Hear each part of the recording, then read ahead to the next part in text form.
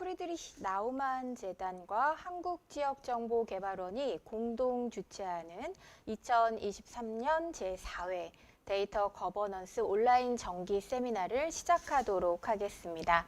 저는 이번 사회를 맡은 한국교원대학교의 오민정입니다. 반갑습니다. 한국지역정보개발원과 프리드리히 나우만 재단이 공동으로 기획한 본 온라인 정기 세미나가 벌써 올해의 마지막 회차로 접어들었습니다. 본 세미나는 지자체 및 국내외 유관기관과 디지털 역량 강화를 도모하고자 주최하였습니다. 2023년 올해 정기 세미나에서는 데이터 거버넌스라는 주제로 여러 전문가분들을 모시고 이야기 나눠보는 시간을 가졌습니다. 1회 세미나에서는 성균관대학교의 남태우 교수님께서 데이터 거버넌스의 다차원적 개념화와 쟁점을 발표해 주셨고요. 또 그 한신대학교의 윤건 교수님께서 데이터 관리 및 활용 해외 사례를 발표해 주셨습니다. 1회 세미나라는 그 시작에 걸맞게 데이터 거버넌스의 개념, 데이터 관련 국가 및 지자체 정책 추진 방향, 빅데이터 활용 우수 사례 등 국내외 데이터 관리와 활용 사례를 알아보았죠. 그리고 제2회 세미나에서는 국립안동대학교 송석현 교수님께서 생태계 조성을 위한 공공 데이터 개방 10년, 데이터 품질과 디지털 국정 관리를 발표해 주셨습니다. 또한 한국지능정보사회진흥원의 전영화 선임연구원님께서 공공데이터 품질 관리 사례를 발표해 주셨습니다. 그리고 이를 통해 데이터 품질 관리에 대해 저희가 또 배울 수 있었죠. 제3회 세미나에서는 리코디드 퓨처 인텔리전스 윤광택 본부장님께서 데이터 보안의 첫걸음 계정관리, 토스뱅크의 전승재 변호사님께서 국내외 고객 데이터 유출 사례와 시사점을 발표해 주셨습니다. 그 세미나를 통해서 데이터 보안 개념, 그 중요성, 정책 방향, 또한 데이터 보안 실사례를 들여다보는 기회가 되었습니다. 그리고 올해의 마지막 세미나에서는 시청자 여러분들과 함께 기존 세미나를 총정리하는 시간을 가져보도록 하겠습니다. 따라서 올해의 주제를 총괄하는 지역 데이터 혁신의 현황과 과제, 그리고 미래 전략 방향에 대한 발표를 듣고 그동안 발표해 주셨던 여러 전문가 분들 중에서 세 분을 모시고 함께 토론하는 세션을 준비했습니다. 오늘도 토론과 발표를 들으시면서 궁금한 점이나 의견이 있으시면 언제든지 실시간 채팅창을 통해서 의견 남겨주시면 감사하겠습니다. 시청자 여러분들의 많은 참여 기대하겠습니다. 네, 그럼 이제부터 발표를 듣도록 하겠습니다. 오늘 발표를 진행해 주실 윤상필 교수님께서는 고려대학교 정보보호연구원 연구교수로 재직 중이십니다.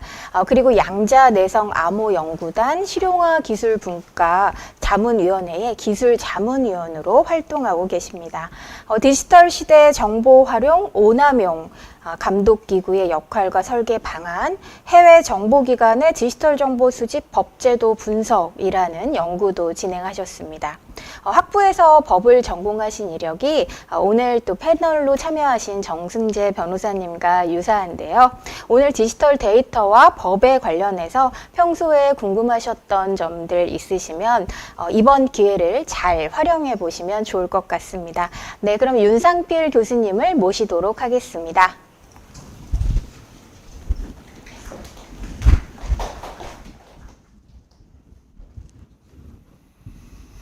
네, 안녕하십니까. 소개받은 고려대학교 정보보호연구원의 윤상필 박사입니다. 오늘 지역 데이터 혁신의 현황과 과제 그리고 미래 전략 방향이라는 주제로 특강을 좀 준비를 했고요. 다시 한번 그 자리 준비해 주신 저희 한국지역정보개발원과 프리드리히 나우만 재단에 감사의 말씀을 좀 드리고 싶습니다. 지금 요게 유튜브 아마 생중계가 되고 있는 걸로 알고 있는데요. 네, 그래서 좋아요와 구독을 눌러주시면 많은 도움이 되는 걸로 알고 있습니다. 이게 뭐 실적대도 들어가고 막 그렇거든요. 그래서 그렇게 해주시면 감사하겠다라는 말씀을 드리면서 좀 오늘 준비한 내용에 대해서 좀 설명을 드리도록 하겠습니다. 첫 번째로는 지역 데이터 혁신의 의의라고 했는데 사실 지역 데이터 혁신이라고 했을 때 이게 어떤 의의를 갖는가라는 것이 되게 애매하긴 합니다. 개념적으로 봤을 때는 이제 지역 혁신과 데이터 혁신을 좀 떼고 봐야 된다라고 좀 생각을 하고 있고요. 그런 관점에 대해서 어떤 의의를 갖는가라는 점들을 좀 말씀을 드리고, 그 다음에는 이제 그 관련된 데이터 혁신이라는 게 진짜 현장에서 어떻게 벌어지고 적용되고 있는가에 관한 내용에 대해서 우리나라에서 이제 좀 대표적인 좀 사례들을 좀 꼽아봤고, 그다음에 해외에서는 또 어떤 형태로 좀 다양하게 좀 다뤄지고 있는가 좀 살펴보겠고요. 그다음에 마지막으로는 좀 이렇게 뭐 좀 부족하더라도 그런 우리 지역 데이터 혁신이 이제 지향해야 되는 방향과 이제 미래 전략 같은 것들은 어떻게 좀 추진할 수 있을까 하는 점에 대해서 좀 말씀을 드리겠습니다. 지역 데이터 혁신의 의의입니다. 저희가 뭐 지방자치제도, 뭐 지방 분권, 지역자치 이런 내용들은 사실 굉장히 옛날부터 있었던 내용들이긴 하죠. 저희가 뭐 재헌헌법 시절부터 그런 지방자치라는 내용들이 다 들어가 있긴 했었고요. 이전에 뭐 근데 특징들은 이제 군사정권, 저희가 뭐 권위주의 정부 이런 문제들이 있으면서 그 당시 때 이제 기억을 한번 돌아보시면은 뭐 지금 있는 뭐 광역시도지사나 뭐 기초자치단체장 이런 것들도 사실은 중앙정부에서 다 임명하는 임명직 형태로 정리가 됐었습니다. 그 이후에 우리나라가 민주화 절차들을 거치면서 이제 그런 어떤 주민자치, 실질적인 그런 자치를 구현하는 형태로서 이제 뭐 그 지자체 선거 이런 것들도 들어가게 됐던 역사들도 한번 돌아보시면 이 지역혁신이라는 의의의 어떤 근본이 어디서 출발하는가를 한번 생각해 볼 수 있을 겁니다. 그래서 저희가 이제 본격적으로 했던 것들은 사실 이제 노태우 정권 때 뭐 87년 6.29 선언을 거치고 또 이제 91년도 때 뭐 그런 그 실제로 이제 지방선거를 좀 대대적으로 하고 그 이후에도 지방자치법을 개정하는 여러 가지 노력들이 있었습니다. 그 이후에는 뭐 김대중 정부 때 뭐 이제 좀 훨씬 더 진보적인 형태로 그런 변화들이 있었죠. 그것과 이제 같이 병행이 됐던 것이 산업화는 우리가 뒤처졌지만 정부와는 앞서가자라는 걸로 당시 김대중 대통령께서 많은 관심을 기울였었습니다. 그래서 그런 관점에서 해외에서는 뭐 어디가 잘하나 이렇게 돌아봤더니 미국에서 보니까 그 이제 당시 이제 클린턴 행정부에서 그런 전자정부라는 일렉트로닉 거버먼트라는 용어를 처음으로 쓰기 시작을 한 걸 본 겁니다. 그래서 그런 내용들을 따라서 살펴보니까 이 친구들이 그 정부 내부에 일하는 방식들을 기업이 일하는 방식들, 민간이 일하는 방식들이 굉장히 효율적이고 혁신적이니까 그런 것들을 저희가 공공부문에 들여와서 그런 좀 비효율적인 내용들 아니면 관료제의 그런 특수 문화 이런 것들 때문에 뒤처지는 것들을 좀 정리를 하고 그다음에 그런 방만한 경영들도 좀 줄이고 우리가 작고 효율적인 정부로 나가야겠다. 이런 철학들을 막 담으면서 진행하는 것들을 봤었고 당시 우리 정부도 이제 그런 것들에 좀 공감을 하면서 이제 본격적인 그런 우리 민주화 정부와 같이 이렇게 그 옆붙어서 같이 진행되는 그런 역사들을 또 저희가 같이 밟아왔고요. 노무현 정권 때도 보면은 뭐 저희가 정부 혁신지방분권위원회죠. 거기에 이제 전문위원회 중에 하나로 전자정부특별위원회를 두고 그래서 정부혁신이라는 큰 틀 안에서 지방분권이라는 큰 틀 안에서 전자정부라는 기술로 우리가 좀 구현을 해보겠다 이런 내용들로 좀 전략적인 접근들을 해왔습니다. 그러면서 저희가 지금까지 이렇게 쭉 발전하면서 뭐 중간에는 이제 그 세계가 이제 명실상이 인정되는 뭐 세계 1등 전자정부 국가가 됐죠. 2010년부터 2016년까지 3년 연속해서 저희가 그 세 차례 연속해서 1등을 차지하기도 했고 최근에도 보면은 뭐 거브테크도 월드뱅크에서 평가하기 시작했는데 그런 것도 1등을 하고요. 또 뭐 OECD에서 뭐 디지털 거버먼트라고 해서 그 평가 지수를 또 업데이트해서 갔는데 거기서도 또 1등을 합니다. 그래서 굉장한 자부심을 가져도 된다라고 생각하고 있고 또 그렇게 느끼셨으면 좋겠고요. 근데 이제 2020년에 굉장히 또 한 번 큰 틀의 변화들이 있었습니다. 지금 보면은 그런 지방자치를 위한 그런 법제도들이 전면적으로 좀 개편되는 변화들이 있었고요.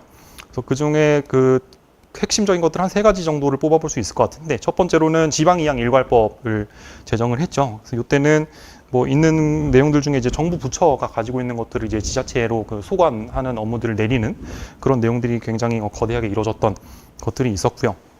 그래서 내용들을 보면 여기에는 뭐 개별적인 그 어떤 사무들을 어떻게 내리겠다 하는 그런 조문들이 들어가 있습니다. 그냥 자치경찰로 해서 그런 조금 그 경찰 제도들로 내리는 것들이 같이 병행이 되고 그다음에 지방자치법이 사실 이제 핵심이 되는데 이 내용들도 전부 개정이 됐었죠. 88년 이후에 32년 만에 전부 개정이다라고 하면서 이것에 대해서도 굉장히 학계에서도 관심을 많이 갖고 지자체에서도 이렇게 환영하는 그런 입장들을 많이 보이고 했었습니다.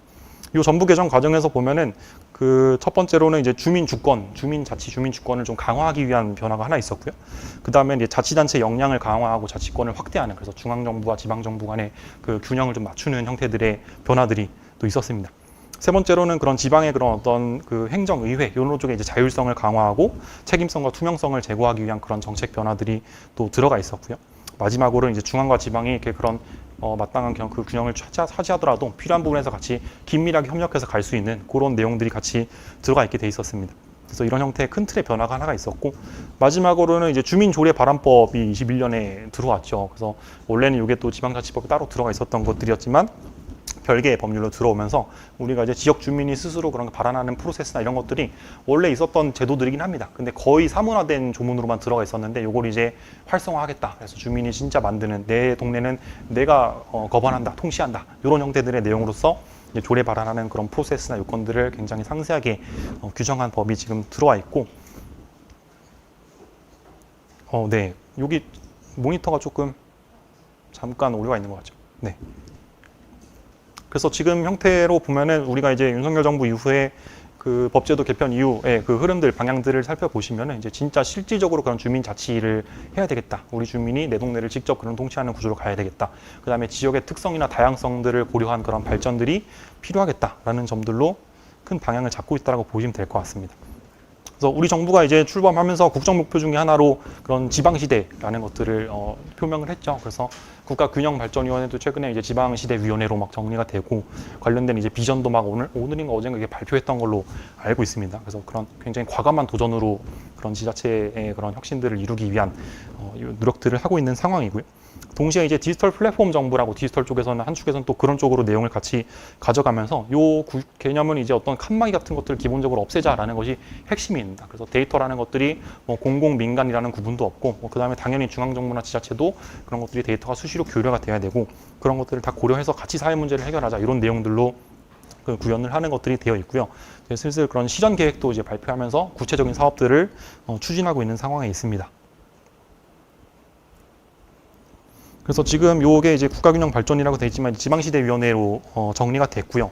여기서 이제 그 최근에 구체적인 비전들을 발표하고 하면서 4대 특구도 지정을 하고, 그 다음에 이 지방시대라는 것들도 원래 있었던 어떤 특별법들이 따로 있었습니다. 국가균형발전특별법, 지방분권특별법 이런 것들이 다 있었는데, 요거를 이제 합쳐서 진짜 그런 지방시대라는 것들을 좀 통합적으로 체계적으로 추진하기 위한 그런 변화들이 같이 이루어져 왔었습니다.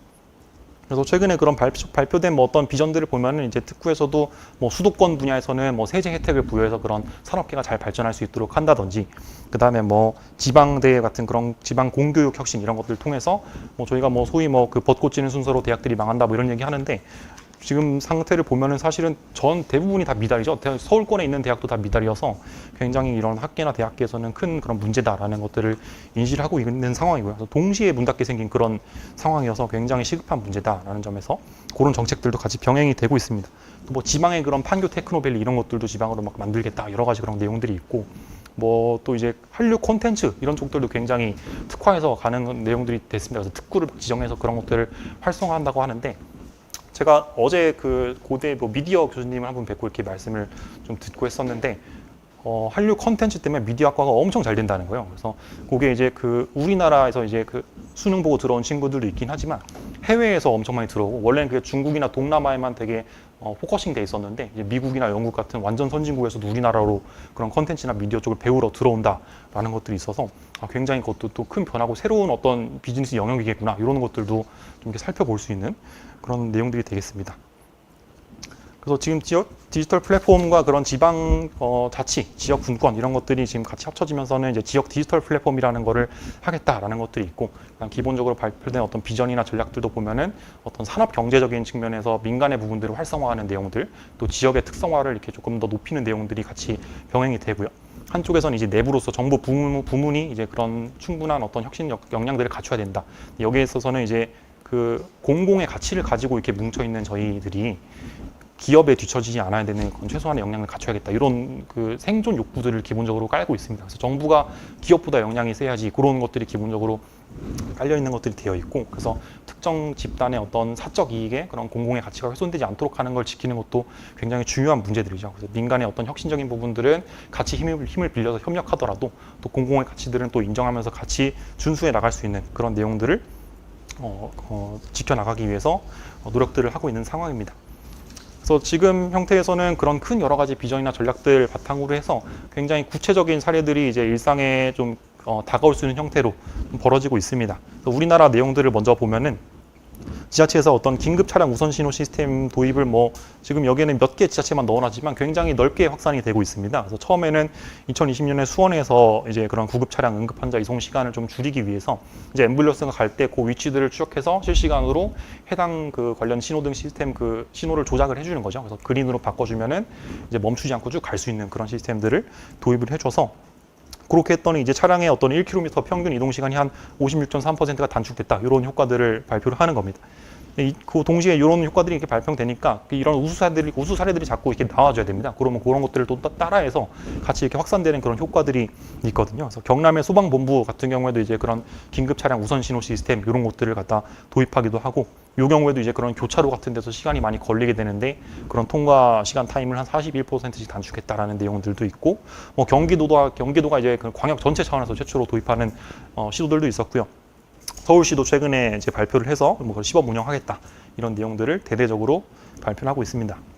경남 김해에서는 이제 인공지능 키오스크죠. 우리가 이제 민원 서식 서비스 같은 것들 주민센터 같은 데 가서 보면은 되게 어르신들이나 조금 불편하신 분들은 그런 걸 이용하기 어렵게 되는데, 그런 걸 지원할 수 있는 인공지능 기술과 그 음성 인식 서비스, 비서 서비스죠. 그래서 그런 것들로 좀 같이 해서 조금 쉽게 민원 서식 같은 걸 신청하고 발급받을 수 있도록 서포트하는 그런 사업들이 추진이 되고 있습니다. 그래서 주민등록, 가족관계, 사회복지 같은 여러 가지 민원 신청서가 다 적용이 되고요. 그래서 키오스크 통해서 기본적으로 특정 민원 신청서를 이렇게 선택하고 어떤 본인 인증 같은 걸 거치면은 이제 데이터 같은 경우는 이제 정부 부처가 알아서 찾아주는 거죠. 원래 기본적인 원칙이 그렇습니다. 우리가 옛날에 생각해 보면은 기본적으로 정부가 원팀으로서 하나가 다 가지고 있는 그 데이터들이거든요. 주민등록 데이터도 그렇고 사법부에서 가지고 있는 여러 가지 그런 데이터들도 마찬가지고요. 우리 경찰에서 가지고 있는 그 교통 관련, 운전면허 관련 그런 데이터도 마찬가지고, 정부로 보면은 다 하나의 데이터인데 그 부처나 기관들이 사실 자기들끼리 공유를 하지 않으면서 벌어지는 문제들이 돼서 주권자인 국민들이 사실 뛰어다니는 그런 현상들을 우리가 겪어왔던 거거든요. 그래서 그것들을 이제 혁신하겠다라는 것들이 또 디지털 플랫폼 정부의 어떤 하나의 중심축이기도 하고, 그래서 그런 국민 중심으로 모든 그 서비스를 다 개편하겠다라는 내용들이어서, 이런 경우에도 이제 공공 마이데이터 통해서 굳이 하지 않더라도 이 하나로만 이렇게 그 민원 처리들을 할 수 있는 그런 내용들이 지원이 되고 있습니다. 서울시 도봉구는 이제 환경 관련된 거랑 좀 이렇게 엮어서 그 IoT 기반으로 이제 곳곳에 구 내에 있는 그 대기 환경을 실시간 측정을 하는 거죠. 그래서 센싱 기술로 데이터를 수집해서 그 특정 분야로서 좀 청소가 좀 급하게 필요하다, 이런 쪽에 이제 차량을 자동 배치하는 그런 형태들로 해서 그 효율성을 높이는 작업들이 있었습니다. 그래서 IoT 기반의 그런 실시간 대기 측정을 하고 인공지능을 연계해서 자동 배치해서 청소 체계를 관리하는 그런 형태들의 서비스들도 활용이 되고 있고요. 서울시 동작구에서는 전기 안전, 이제 인공지능 IoT를 결합해서 그런 취약계층의 전기 생활 안전 이런 그 부분들을 강화하기 위한 노력들을 또 하고 있습니다. 그래서 노후주택 안전관리 미흡이나 취약계층 노인 인구가 다수 거주하고 있는 분야, 이런 부분들에 대해서는 이제 생활 안전망을 두텁게 보장을 해줘야 되니까 그런 부분들을 이제 먼저 관내 지역에서 식별하는 작업들을 추진을 했고요. 그 다음에 이제 그런 개별 가구들의 분전반에 그 인공지능이 탑재되는 그 IoT 센싱 기술들을 다 이렇게 설치를 합니다. 그래서 실시간 전력 사용량 데이터 같은 것들을 막 분석을 해서 이게 지금 안전한 상태인지, 급격하게 그런 전압이나 전류가 변화가 있는 것은 아닌지, 사용 요금에 어떤 이상한 변화들이 있진 않은지 그런 것들을 수시로 그 체크를 하는 거죠. 그렇게 함으로써 생활 안전이라는 부분도 좀 서포트하고 또 에너지 절약 효과들도 제공해주는 그런 것들을 좀 목표를 했었고요. 몇 가지 저희가 최근에 그런 폭우 피해들도 있었고 여러 가지 안타까운 사건들이 있었는데, 그때도 이제 일부분에서는 이런 시스템들이 좀 의미 있는 기여를 한 사실들이 또 이렇게 공개되기도 했습니다. 그래서 폭우 피해 당시 어떤 실제 정전이나 누전 위험들이 있는 것들을 빠르게 감지를 하고 그 지자체에 있는 분들이 나가셔서 그런 것들을 권고하고 예방할 수 있도록 하는 조치들을 취하기도 했었고요. 충남 소방본부는 이런 지능형 119 신고 접수 이런 시스템들을 도입해서, 이것도 마찬가지로 이제 대표 케이스로 충남을 들고 왔지만 여러 가지 이제 소방본부에서 다 도입을 하고 있는 상태입니다. 골든타임 확보가 굉장히 중요하게 되는데, 그런 것들을 이제 신속하게 대응하기 위해서 인공지능 기술을 적용해서 그 119 긴급 대응 신고가 들어오는 것들을 실시간으로 분석을 하고 관련된 그런 그 긴급 상황이 발생한 장소랑 출동 경로 이런 것들을 이렇게 자동으로 뽑아주는 거죠. 원래는 이제 그 119 요원이 그 내용을 다 신고를 접수하고 그런 것들을 일일이 검색한다든지 이렇게 협조를 받아서 내용들을 정리를 했었는데, 이제 그런 걸 이제 인공지능이 자동으로 해주는 그런 시스템들이 내부적으로 이렇게 들어가고 있는 상태입니다. 그래서 정확도를 높이기 위해서 기본적으로 그 음성 데이터 분석하는 내용들을 이제 학습을 시켜서 인공지능이 그런 음성 데이터를 조금 더 정확하게 분석해 낼 수 있는 그런 형태들의 향상도를 보였고요. 글로벌 차원에서 보면은 호주에서 또 이런 것들을 하고 있습니다. 뉴사우스웨일즈주의 주행 중에 휴대전화 사용 적발 카메라 이런 것들을 도입하는데 그 내용들을 이렇게 막 찾아보면은 진짜 심각한 문제더라고요. 여기 사진이 이렇게 잘 보이시나 모르겠는데 보면은 뭐 그 운전자에 앉아 있는 운전자는 그냥 핸드폰을 하고 있고 옆에 있는 사람이 이렇게 잡아주고 있는 이런 그림들이 있는데 뭐 호주 같은 데 땅이 크고 하니까 뭐 미국도 마찬가지지만 오랜 시간 장기간 운전을 해야 되죠. 그래서 이런 문제 때문에 굉장히 사고가 많은 그런 문제들도 지적이 돼 있었고 굉장히 사회적인 문제가 컸었는데 이런 것들을 이제 그 휴대전화 사용 운전자를 적발하기 위해서 그 카메라에 이제 그런 시스템들을 인공지능 기술을 탑재를 하는 거죠. 그렇게 해가지고 뭐 실시간으로 그런 차량 운전자의 손 동작 같은 거를 감지한다든지 이 사람의 뭐 자세 같은 것들을 뭐 이렇게 그 식별한다든지 이런 식으로 해가지고 1차 판별해서 그 자체로 처분이 이루어지진 않고요. 일단은 그 사람인 당국 관리자한테 전송이 되면은 이제 2차적으로 정확성 여부를 판별해서 그 적발 여부를 확정하는 그런 형태들의 행정을 하고 있습니다. 이런 게 이제 뭐 주정부 차원에서는 이제 너무 그 효과가 크다라고 판단해서 이런 뭐 어떤 그 2026년 도로 안전을 위한 실행 계획 이런 데에 내용을 이렇게 포함을 해뒀습니다. 그래서 발표해서 이 기술들을 그 안전벨트 미착용한 경우에도 이제 다 확장을 해서 적용을 하겠다라고 해서 그런 어떤 주민들의 안전을 향상하기 위한 노력들을 하고 있는 상태입니다. 캐나다 퀘벡주는 이제 몬트리올 대학병원이랑 이제 협업해서 인공지능 기술을 마찬가지로 적용해서 하는데 대학병원 같은 데 가보시면은 아시겠지만 너무 불편하죠. 이제 대기하는 시간도 엄청 길고 뭐 어디서 어디로 가야 되는지도 불편하고 하는 것들이 굉장히 많은데 퀘벡주는 그게 조금 더 심각했습니다. 공공의료 붕괴 수준의 내용들이 있었고 장시간의 그런 인력 부족으로 인해서 뭐 또 응급실도 몇 개를 막 닫고 막 이런 문제들이 커지는 상태였습니다. 그래서 이런 상황에서 그런 내용들을 조금 효율적으로 병원 운영을 하기 위해서 그런 의료 데이터 같은 것들을 학습시키고 하면서 의료 분석에 인공지능 기술을 적용하고 하면서 그런 그 인공지능 운영이나 모든 업무에 인공지능 기술을 적용하는 형태들로 혁신을 좀 시도하고 있는 상태고요. 요거 해가지고 한 작년에 그 효과들을 보니까 이제 방사선 전문의 쪽의 일정들을 굉장히 최적화해서 하루 한 11시간, 평균 11시간 정도의 추가 진료 시간을 확보할 수 있었다라는 내용들도 발표를 해줬습니다. 그 다음에 이제 응급실 수용 인원 이런 것들도 마찬가지로 굉장히 혼란스러운 상태에서 사람들이 다 일일이 찾아서 뛰어다니고 했던 것들이 많은데 이런 것도 그 기존 응급실 데이터들을 활용해서 환자 필요성에 맞게 자원을 자동 배분하는 그런 시도들이 이루어지고 있고요. 뉴질랜드 웰링턴시에서는 이제 디지털 트윈들도 좀 추진하고 있습니다. 뭐 이런 것들은 지금 굉장히 뭐 메타버스가 지금 많이 잠잠해지긴 했지만 여전히 뭐 하는 쪽에서는 혁신 첨단 쪽에서는 많이 추진되고 있는 것들이거든요. 그다음에 스마트 시티 관련 전략에서는 디지털 트윈은 이제 반드시 필수인 걸로 가는 형태들이 돼 있고. 뭐 유럽연합에서는 아예 지구를 디지털 트윈으로 만드는 것들도 있습니다. 그래서 환경이나 뭐 그런 기후 관리 이런 것들 때문에 그런 거를 유럽연합 차원의 프로젝트로 막 추진하고 있거든요. 뉴질랜드가 이제 디지털 트윈 케이스를 만들었다고 하는데 이걸 가져온 이유는 굉장히 그 좀 고품질입니다. 보시면 아시겠지만 원래는 굉장히 품질이 낮고 뭐 건물 이미지나 이런 게 막 조금 후지거나 막 그런 문제들도 많았는데 이게 그 게임 개발 엔진, 물리 엔진이죠. 물리 엔진 적용해가지고 하는 것들 많이 적용이 됐고요. 뭐 플레이스테이션이나 이런 게임에 보시는 분들은 아시겠지만 엄청 뭐 그냥 현실이랑 다름이 없거든요. 그래서 그런 것들 적용해서 디지털 트윈을 좀 구현했다라는 것들이 있고 실시간으로 뭐 많은 데이터들을 뭐 이렇게 그 의미 있는 수준으로 막 하는 수준은 당연히 안 되지만 이제 뭐 공공교통 부분들, 버스, 철도나 뭐 이제 자전거 타서 이렇게 이동하시는 것들 그런 내용들은 이제 실시간으로 그런 어떤 교통 통계 그 이동 경로들이나 뭐 그런 것들을 최적화해서 좀 찾아줄 수 있는 그런 서비스들을 같이 좀 이용해주고 있고 이 주차장 이용 가능 여부가 너무 좋은 것 같더라고요. 그래서 이런 것들도 해가지고 실시간으로 이게 확인할 수 있는 시민들이 다 같이 볼 수 있는 그런 체계를 만들어 놓은 상태입니다. 요거는 뭐 조금 굉장히 좀 특이해서 좀 가져와 봤습니다. 중국 창슈시에서 이제 지방정부에서 공공부문의 급여, 공무원분들 급여를 전부 다 디지털 화폐로 100% 지급하는 그런 혁신적인 시도들을 했습니다. 그래서 우리가 뭐 그 암호화폐들에 대한 그런 이슈들을 거치면서 중앙 집중식의 그런 화폐냐 아니면 이제 그런 조금 더 혁신적인 개별 단위의 그런 내용들이 들어가느냐 뭐 이런 내용들이 많았었는데 중국은 그런 내용들을 조금 더 오래전부터 준비를 해왔습니다. 한 2009년 정도부터 막 이렇게 연구팀을 꾸려가지고 준비를 해왔었고 그렇게 했던 이유들은 사실 미국 중심의 그 달러 패권과도 좀 경쟁하기 위한 그 전략적인 접근들이기도 했죠. 그런 것도 고려했는데 사실 잘 되진 않았습니다. 우리도 뭐 지역화폐 같은 것들 열심히 시도하지만 되는 케이스도 있고 안 되는 케이스도 있는 것처럼 고탄 같은 경우에 잘 안 됐던 것들이 있긴 한데 그래도 여러 가지 실증 시험을 거치다가 일단은 처음으로 이제 그 이 지역에서 공무원이나 공공기관 종사자분들의 그 월급은 전부 다 디지털 화폐로 지급을 해버렸고요. 이게 또 되게 특이한 거는 이렇게 받은 것들은 이제 은행 거쳐서 그냥 1대1 비율로 현금화를 할 수가 있습니다. 그래서 사실상 좀 상징적인 의미가 되는 형태들이 돼 있고 실질적으로 가려면 이런 것들이 다 이제 상업관계, 생활관계랑 다 연결이 돼야겠죠. 그리고 뭐 이런 것들 말고도 중국이 이제 데이터 쓰는 문제들을 보면은 뭐 사회신용평가제도 이런 것들도 2014년에 막 도입해서 하고 있죠 이미. 그래서 뭐 무단횡단을 한다든지 뭐 교통 좀 범칙 같은 걸 한다든지 하면은 그런 게 실시간으로 중국 정부로 다 들어오고요.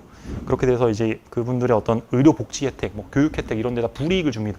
그런 식으로 데이터를 쓰는 것들도 있고 하니까 우리가 이제 데이터를 어떤 목적으로 어떻게 쓰는지에 대해서는 결국에는 사람이 결정하는 문제여서 그 가치를 중심으로 우리가 어떻게 가야 되는가를 많이 고민을 해야 되겠구나라는 그런 사례들이 될 것 같습니다. 그래서 지역 데이터 혁신에 우리가 그럼 어떻게 나아가야 되는가 하는 전략들을 좀 간단하게 말씀드리겠습니다. 기본적으로는 그래서 아까 말씀드린 것처럼 우리가 이제 처음에 그런 전산화, 정보화를 거칠 때는 이렇게까지 그 가치나 사람을 생각할 수 있는 그런 겨를이 없긴 했습니다. 일단은 시스템이나 뭐 네트워크가 없었으니까 일단 깔아야 됐고요. 전부 다 종이로 돼 있는 문서들 컴퓨터에 다 타이핑해서 입력했어야 됐습니다. 스캔해서 일단 떠놓은 것들도 지금은 다 그런 것들을 텍스트로 인식해가지고 인공지능 기반으로 다 학습을 시켜야 되니까 그런 작업들도 다 이루어지고 있죠. 그래서 그때는 이제 그런 문제들이 있었지만 지금은 저희가 이제 디지털 기술이라는 게 사실은 전제되어 있는 상태가 됐죠. 우리가 삶에.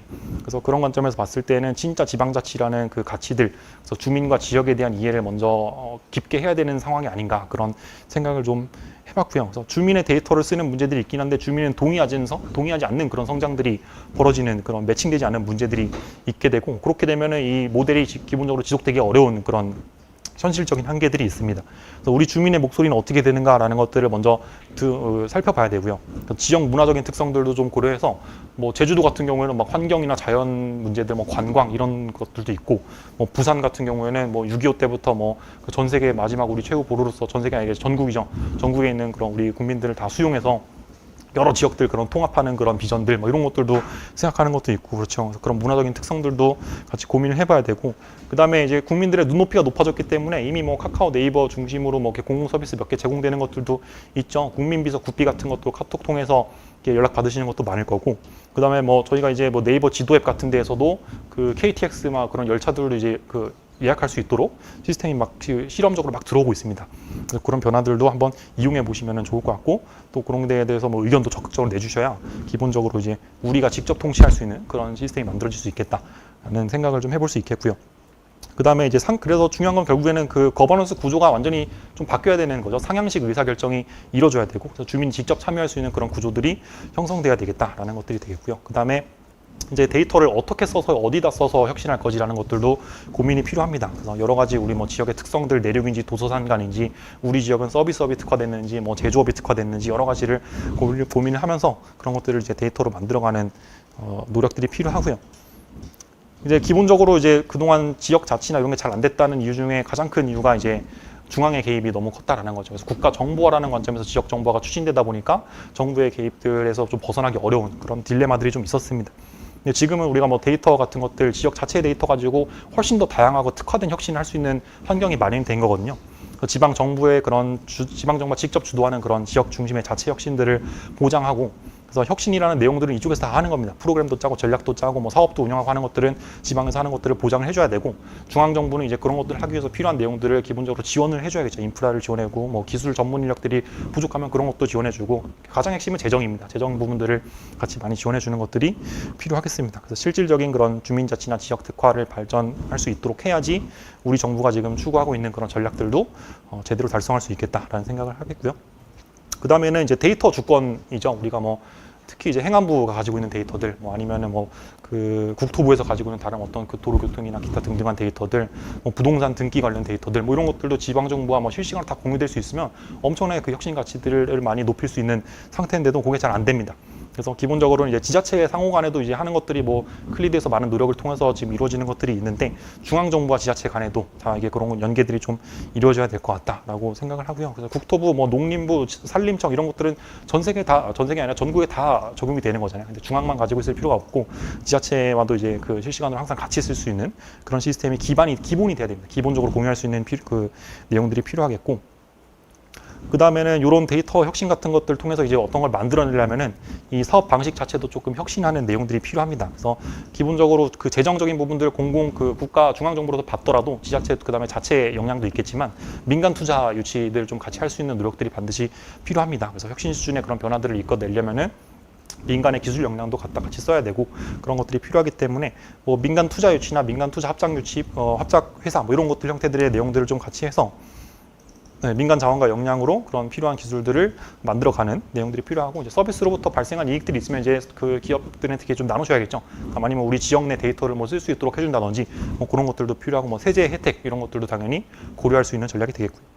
그다음에 거브테크 우리나라 아까 1등 했다고 말씀드렸는데 훨씬 더 많이 바뀌어야 됩니다. 그래서 혁신 조달 체계도 많이 바꿔서, 보면 지금 뭐 국방부에서도 그런 것들을 많이 하기 위한 내기들이 많죠. 첨단 기술을 막 빨리빨리 도입해야 되는데, 그런 쪽은 뭐 무기 체계 하나 하려면은 뭐 연구 개발하고 기타 등등 거쳐서 한 5, 6년, 7년 막 뭐 길게는 10년 이렇게 가기도 하거든요. 그렇게 되면은 지금 기술은 뭐 확확 바뀌고 있는데 이제 무기 체계에 적용할 수 없는 그런 상태가 발생합니다. 근데 이런 건 이제 뭐 국방뿐만 아니라 전체가 이제 다 적용되는, 공통적으로 적용되는 문제다라고 생각을 하고요. 그래서 필요한 경우에는 직접 그냥 계약해서 직접 살 수도 있고, 그런 것들이 벌어져야 됩니다. 우리가 또 뭐 대기업 참여 제한제도 이런 것들도 사실 생각해 보면은 굉장히 합리적이고 균형적으로 만들어야지 일괄적으로 제도를 적용하면 안 되는 문제들이 있습니다. 그래서 우리가 최근에 그 교육부죠, 교육행정정보 시스템도 한번 문제가 터졌었죠, 나이스 시스템도. 그래서 그런 큰 전국구 단위의 사업을 이제 그 대기업 참여 제한 제도 때문에 조금 그 제한되는 부분이 있어서 중소기업 컨소시엄, 뭐 중소기업 역량이 뭐 너무 안 돼 이런 건 아니지만 그런 컨소시엄 형태를 하다 보니까 조금 문제가 생겼던 그런 지적들도 있었고요. 그래서 그런 것들을 통해서 봤을 때 저희가 기본적으로는 어떤 좀 큰 비전을 가질 필요가 있겠다라는 걸 좀 말씀드리고 싶습니다. 그래서 우리가 뭐 지자체도 그렇고 뭐 우리나라 차원에서도 그런 자부심을 가지고 전자정보 1등인데 앞으로 이제 데이터 시대 1등 하지 말라는 이유 없거든요. 저희가 생각해 보면은 3차 산업혁명 이후 그 바다를 지배했던 선진국들 사실 그 질서 이후, 그다음에 2차 대전 때 한번 바뀌고 그 이후로는 세계 질서가 바뀌지 않았습니다. 계속 쭉 이어지고 있는데, 우리가 이제 디지털이나 데이터 중심으로 봤을 때는 이게 그 유일한 마지막 기회다라고 좀 생각을 하는 거거든요. 인공지능에 대해서 뭐 미국이 막 대통령실이 나서가지고 뭐 초격차 기술이다, 뭐 중국에 대해서 공급망을 끊겠다 이런 얘기를 하는 것도 다 그런 것들이 바탕이 돼 있습니다. 진짜 초격차라서 따라잡을 수 없는 격차를 낳게 되는 거거든요. 그래서 그런 관점에서는 우리가 이제 앞서 나갈 수 있는 조금 장점들을 가지고 있으니까 확실히 전략적으로 해야 되고 굉장히 전폭적인 투자가 필요하다, 이런 말씀들을 좀 드리고 싶습니다. 그래서 여러 가지 이런 내용들이 있는데, 뭐 그런 그동안 없었던 것들이 뭐가 있을까, 되게 상상의 다리를 펼쳐도 좋을 것 같습니다. 그렇게 해서 좀 없던 것도 한번 도전해 볼 수 있는 그런 혁신적인 시도들이 있었으면 좋겠다. 그런 게 이제 지역 중심으로 뭐 이루어지고, 또 이후에 그런 선진 사례들이 나오면은 다른 데도 또 투자하면서 그렇게 다 같이 발전할 수 있는 시스템들이 되지 않을까 하는 좀 붕뜬 내용이었지만 그런 말씀들을 드리면서 지금 시간이 돼서 좀 마치도록 하겠습니다. 네, 감사합니다.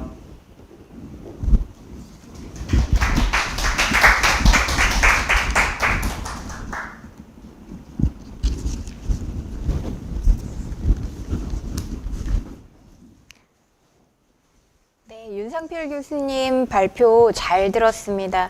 이번 발표를 통해서 지역 데이터, 특히나 지역 데이터 혁신의 의의를 들여다볼 수 있었고요. 또한 그 의의를 살펴보면서 좀 역사적으로 우리 정부에서 어떻게 발전해 왔는지의 그 과정들을 앞부분에서 좀 설명을 해줘서 그래서 역사와 더불어서 우리가 지역 데이터 혁신을 훑어보는 그런 좋은 기회가 되었습니다. 네, 훌륭한 발표 정말 감사드립니다. 그럼 지금부터는 10분간의 휴식 시간을 갖도록 하겠습니다. 평소보다 휴식 시간을 좀 빨리 해서 시청자 여러분들께서 좀 의아하실 것 같은데요. 오늘은 윤상필 교수님의 그런 총괄적인 발표를 마치고 나서 토론 시간에 기존에 발표를 해주셨던 여러 교수님들 그리고 전문가 분들을 모시고서 함께 이야기 나누는 시간을 가져볼까 합니다. 그래서 토론 시간을 좀 길게 잡아서 쉬는 시간을 조금 당겨서 할 예정입니다. 그래서 10분간 휴식을 취할 텐데요. 여러분들 이제는 다 잘 알고 계시죠? 10분간의 휴식 시간에 여러분들의 역할이 무엇인지 네, 궁금하신 점들 그리고 발표 들으시면서 또 의견 나누고 싶으신 그런 점들이 있으시면 실시간 채팅창을 통해서 또 남겨주시면 감사하겠습니다. 네, 그러면 10분 편안한 휴식 가지시고요. 잠시 후에 뵙도록 하겠습니다. 감사합니다.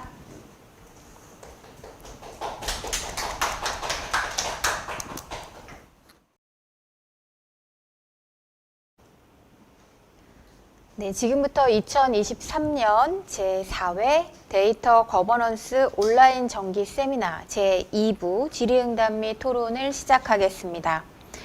여러분들 잠시 동안이나마나 평안한 휴식 취하셨는지요? 지금부터 저희가 새로운 토론의 방식으로 진행을 하도록 할 텐데요. 먼저 오늘 또 토론의 패널로 참석해 주신 세 분의 전문가 분들을 소개해 드리도록 하겠습니다.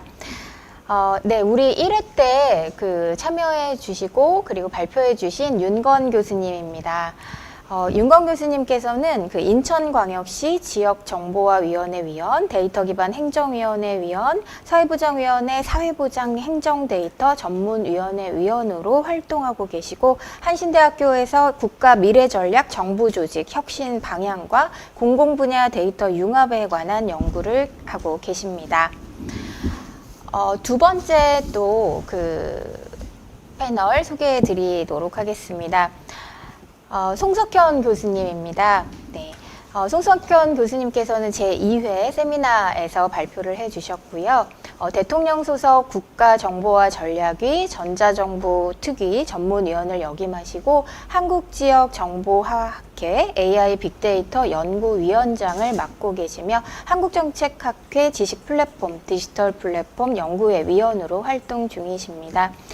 현재 국립안동대학교에서 인공지능 빅데이터 관련 연구와 함께 후학 양성에 또 애쓰고 계십니다. 송석현 교수님께서는 제2회 세미나에서 공공데이터 개방 10년의 역사와 디지털 플랫폼 정부 실현을 위한 국정 운영 현황과 더불어 또 데이터 품질 개념을 소개해 주셨었습니다. 네, 마지막으로 제3회 세미나 발표자셨던 토스뱅크 전승재 변호사님입니다. 전승재 변호사님께서는 고려대학교 정보보호대학원 공학박사 학위를 취득하시고 현재 토스뱅크 주식회사 법무팀에 재직 중이십니다. 개인정보보호위원회 자문 변호사로도 활동하고 계십니다. 도서 해커 출신 변호사가 해부한 해킹 판결을 또 집필하셨습니다. 전 변호사님께서는 국내 기업 해킹 사례와 지능형 지속 해킹 사례 그리고 그 시사점을 제3회 세미나에서 또 발표해 주셨습니다. 그럼 저희가 또 토론 진행에 앞서서 세 분의 패널분을 모셨으니까 세 분 패널분들께서 또 데이터 거버넌스라고 하는 올해의 주제에 또 맞는 짧은 소견 잠시 발표해 주시도록 하겠습니다. 네, 윤건 교수님 먼저 말씀 듣도록 하겠습니다. 네, 안녕하세요. 네, 한신대학교 윤건입니다. 이 자리에 초청해 주신 너무 감사드리고요. 오늘 이제 앞서 발표가 있었어가지고 그 발표를 들으면서 여러 가지 생각을 좀 하게 돼서 저희가 이제 그 데이터 거버넌스를 하고 그리고 오늘은 특히 이제 지역 차원의 어떤 데이터 확산 그리고 거버넌스 이런 것들을 이제 생각해 볼 수 있는 좋은 기회가 됐던 것 같은데 그 여러 가지 이제 키워드 중에서 결국 핵심적인 키워드는 무엇일까 생각해 보면 이제 사실 이제 데이터가 중요하죠. 네, 데이터는 중요하고 그럼 이제 핵심적인 키워드는 데이터다. 이제 그다음 이제 핵심 키워드는 혁신이다. 이렇게 나갈 수가 있는데 저희가 이제 이쪽 분야에서 계속 고민을 하다 보면 사실은 뭐가 잘 안 되거든요. 여기 이제 시청자분들도 굉장히 그런 거 많이 느끼시겠지만 이제 이상과 현실은 굉장히 괴리가 좀 있습니다. 그래서 지금 우리가 이제 가고자 하는 방향은 명확한데 거기서 뭐 우리가 왜 안 될까 이런 이제 생각을 저는 계속 하고 있는데 이제 오늘 약간 그런 아이디어 단초 이런 것들이 좀 떠오른 게 과연 우리가 이제 이런 데이터를 가지고 무엇을 하려고 하는가에 대한 이게 조금 명확하지 않았던 게 아닐까라는 생각이 약간 들었어요. 왜냐하면 결국은 이제 이 데이터를 가지고 공무원들 분께서 활용하시고 그걸 통해서 업무에 적용하시고 그래서 좀 더 나은 정책과 대안들을 내놓고 실제로 서비스를 제공하고 이런 것들이 돼야 되는데 그게 왜 잘 안 될까 생각해 보면 가장 먼저 우리가 이 관점이 좀 더 필요하다. 이게 뭐냐면 결국 이제 내가 업무를 조금 더 잘하기 위한 어떤 혁신의 어떤 마인드 이런 것들이 조금 더 필요한 게 아닌가라는 생각이 좀 들었습니다. 그래서 우리가 이제 이 데이터를 조금 더 이제 발전시키기 위해서 되게 노력하고 있는데 이거를 끌어가는 어떤 원동력으로 우리가 혁신 이 마인드를 꼭 꼭 가지고 가야겠다 이런 생각이 좀 오늘 많이 들었습니다. 네, 감사합니다. 네. 네, 윤경 교수님 말씀 잘 들었습니다. 네. 그럼 두 번째로 또 송석현 교수님의 의견 들어보도록 하겠습니다. 네, 반갑습니다. 송석현이라고 합니다. 먼저 또 이렇게 좋은 행사에 마지막 올해 그런 자리에 초대해 주셔서 다시 지역정보개발원하고 함께 감사의 말씀을 드립니다. 그 오늘 금방 아무래도 이제 저한테 주어진 시간이 지금은 이번 발표한 거에 대해서 조금 의견을 하면 좋을 것 같은데요.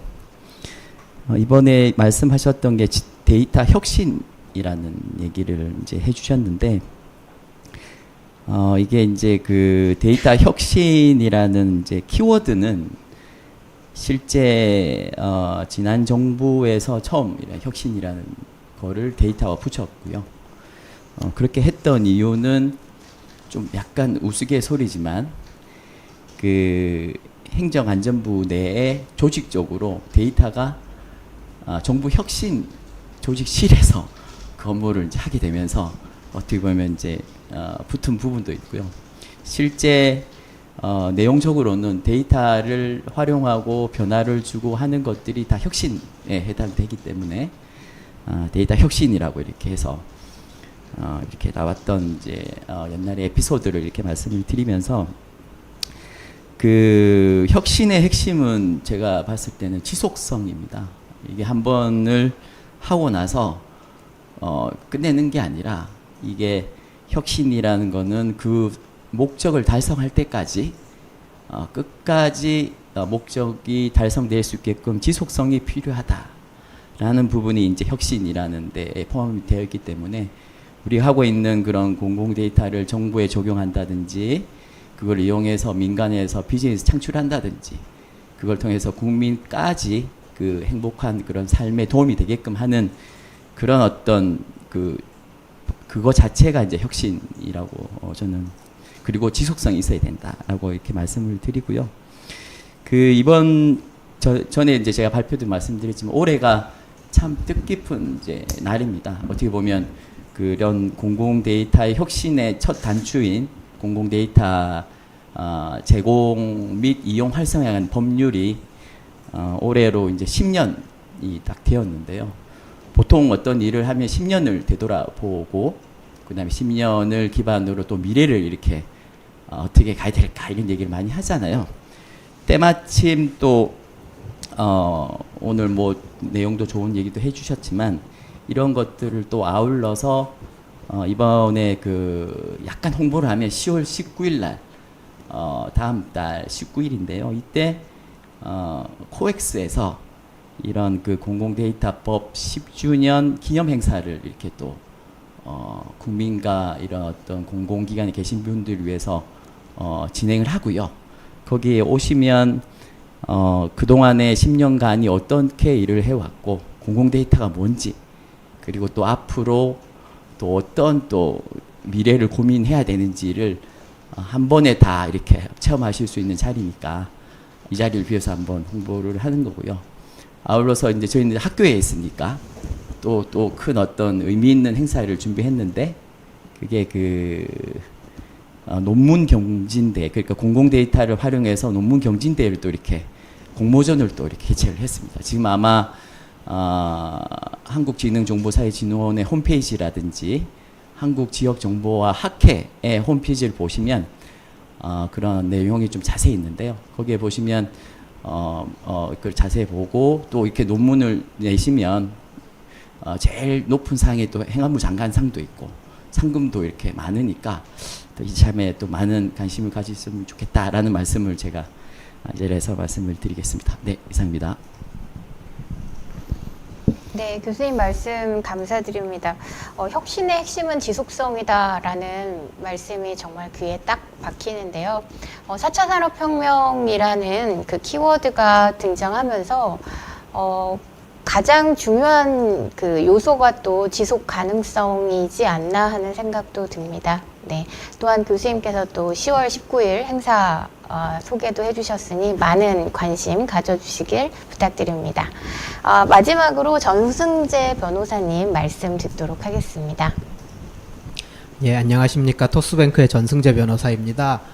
저는 지난 회차 때 그 개인정보 보호와 보안사고에 대해서 말씀을 드렸었는데요. 사실 저는 그 공공데이터 개방 관련된 경험은 사실 없습니다. 그래서 오늘 이 자리에서 공부를 들으시는 분들과 마찬가지로 이 자리에서 듣고 공부를 하고 있고요. 다만 제가 말씀드릴 수 있는 것은 공공데이터 개방을 왜 해야 되고 또 왜 이것이 어려운가 정도 말씀을 드릴 수 있을 것 같습니다. 저희가 이제 통계를 내는 이유가 과거 데이터로부터 이제 앞날을 예측하기 위해서죠. 뭐 저희 행정의 본질 아니겠습니까? 행정의 결과로 온갖 데이터가 축적되고 그런 다음에 어디에 리소스가 필요할 것이다라고 예측을 해서 이제 뭐 예산도 수립하고 사업 계획도 세우고 하는데요. 그런 또 통계가 또 굉장히 고도화되면은 또 인공지능으로 발전하는 것이고요. 제가 얼마 전에 한 2015년경에 통계청에서 공모 대회를 했습니다. 통계 사례, 생활 주변의 통계 사례 공모 대회를 했었는데 거기 에피소드가 하나 굉장히 기억 남는 게 있어서 소개를 해드리겠습니다. 그 제목이 통계로 튀기는 치킨이라고 하는데요. 치킨집 아들이 그 통계학과 학부를 다니고 있었다고 합니다. 그래 아버지의 치킨 가게 사업을 도와드리기 위해서 진짜 통계학 지식을 써본 건데요. 어떻게 했냐 하면은 그 날마다 닭이 몇 마리씩 팔렸는지 당연히 기록이 있겠죠. 거기에 이제 치킨 주문과 영양이 있을 만한 다른 요소들도 같이 기록을 합니다. 요일이 뭐였다? 빨간 날이었다? 쉬는 날이었다. 뭐 축구나 야구 같은 스포츠 경기가 있는 날이었다. 그런 날엔 치킨 시켜 먹기 좋잖아요. 날씨가 비가 오는 날이었다. 맑은 날이었다. 계절이 어땠다. 등등 온갖 그런 다른 변수들을 쫙 기록을 하고 걔를 가지고 이제 회귀 분석 모형을 돌려요. 그러면은 이제 내일이 예를 들어 야구 경기가 있는 날이고 요일이 무엇이고 날씨가 어떻고 이제 내일에 해당하는 그 변수들을 그 회귀 분석 모형에 입력으로 넣으면 내일 치킨이 몇 마리 정도 팔릴 것 같다라고 딱 정량적으로 계산돼서 나오는 모델이었어요. 이게 이제 통계를 가장 생활 속에서 잘 활용한 사례로 통계청에서 선정이 돼가지고 이 학부생이 이제 대상을 받았습니다. 굉장히 이제 쏙쏙 잘 와닿는 사례인데요. 요즘 유행하는 인공지능도 사실 원리가 여기서 크게 다르지 않거든요. 데이터가 있으면은 기계가 그 데이터의 규칙성을 학습해서 이제 그 다음 데이터로는 뭐가 올 가능성이 높겠다. 확률을 계산하는 모형이고요. 심지어 언어 모델도 여기서 크게 벗어나지 않죠. 언어 모델도 이제 사람의 대화 데이터 또는 글 텍스트 데이터를 컴퓨터가 관측을 해서 이런 문장 다음에는 무슨 문장이 나올 가능성이 제일 높겠다 계산을 해서 딱 뱉어내는 게 요즘 한창 유행하는 언어 모델이잖아요. 네, 이런 것처럼 이제 통계를 내고 인공지능 학습을 시키고 머신러닝, 딥러닝 학습을 시키고 하려 그러면은 일단 데이터가 충분히 확보가 돼야 됩니다. 데이터가 없으면은 그런 학습도 일어날 수가 없고요. 또 데이터가 특정 표본에 몰려 있고 대표성이 없는 특정 표본에 치우친 데이터만 있으면은 이게 또 공정한 그 통계가 나오지를 않고 또 그런 이제 치우친 통계를 가지고 앞날을 예측하면 그 예측이 빗나갈 가능성이 높겠죠. 그런 차원에서 데이터 공유와 개방을 오늘날 굉장히 많이 강조를 하고 있는 것 같습니다. 그렇다면은 이제 이게 꼭 필요한 일이라는 건 알겠는데 왜 이것이 어려우냐, 장애물이 무엇이냐라는 거는 이제 뭐 대표적인 예시 하나가 이제 개인정보 규제일 것 같습니다. 예를 들어 지자체 CCTV 데이터, 뭐 엄청난 데이터죠. 그거 가지고 학습시키면은 뭐 사고가 났는지, 뭐 도둑이 뭐 담을 넘는지, 뭐 뺑소니 교통사고범이 도망가는지 그런 거 아마 다 자동으로 찾아낼 수 있을 거예요. 근데 지자체 CCTV 관제센터에 있는 그 굉장히 고품질의 빅데이터를 그런 영상학습 업체한테 쉽게 넘기지 못하는 이유는 행인들의 얼굴이 찍혀 있고 행인들이 식별이 가능하고 프라이버시 침해 소지가 있기 때문이겠죠. 그러면은 그 문제를 해결하기 위해서 굉장히 뭐 기술적 또는 뭐 정책적으로 이제 상당히 난이도가 높은 기법들이 요구되곤 합니다. 그래 드린 말씀을 요약하면은 이제 데이터 공개의 필요성은 이제 통계를 내기 위해서 훌륭한 데이터 샘플을 이제 치우침 없이 확보하기 위함이고, 그 공개가 어려운 이유는 이제 그거 외에 다른 침해되는 다른 법익, 뭐 개인정보 같으면 그 정보 주체 침해당하는 뭐 프라이버시권 이런 것도 이제 저울의 반대편에 달아놓고 같이 고려를 하기 때문이라서요. 그런 이제 이 필요성과 또 공개 시 침해되는 법익 사이에 교량을 잘해서 정말 그 균형점을 잘 찾아야 되는 영역이 이 영역인 것 같습니다. 네, 이상입니다. 네, 말씀 감사드립니다. 통계로 튀기는 치킨, 네, 정말 쏙쏙 들어오는 이해였는데요. 처음에 윤건 교수님께서 왜 안 될까 하는 그런 질문 말씀해 주시고, 또 내가 업무를 잘하기 위한 혁신의 마인드가 무엇인가라는 그런 질문을 던지셨는데, 이것과 더불어서 또 전승재 변호사님께서 왜 해야 하나라는 또 질문을 던져주시면서 데이터 혁신의 의의에 대해서 설명해 주시고, 또한 데이터를 당연히 혁신해야 되고, 또한 우리의 데이터를 공유해야지만 또 데이터 혁신이 이루어지는 것인데, 아무래도 또 그 변호사님께서 법을 전공하시다 보니까 여기에 또 개인정보 보호라는 것이 또 중요한 그 또 방해 요소로 작용하고, 어찌 보면 당연히 해야 되는 거지만 또 데이터 공유라는 입장에서는 개인정보 보호라는 또 방해 요소가 존재하고 있고, 이렇게 그 반대의 입장에서 서 있는 그 두 가지 요소들을 어떻게 하면 잘 조화롭게 만들어 갈 수 있을까 하는 또 말씀해 주셨습니다. 네. 그 세 분의 전문가분의 말씀 잘 들었고요. 그러면 이번에는 그 시청자 여러분들께서 사전 질문 던져주신 것 중에 하나 여쭤보도록 하겠습니다. 오늘 발표하고 좀 관련해서요.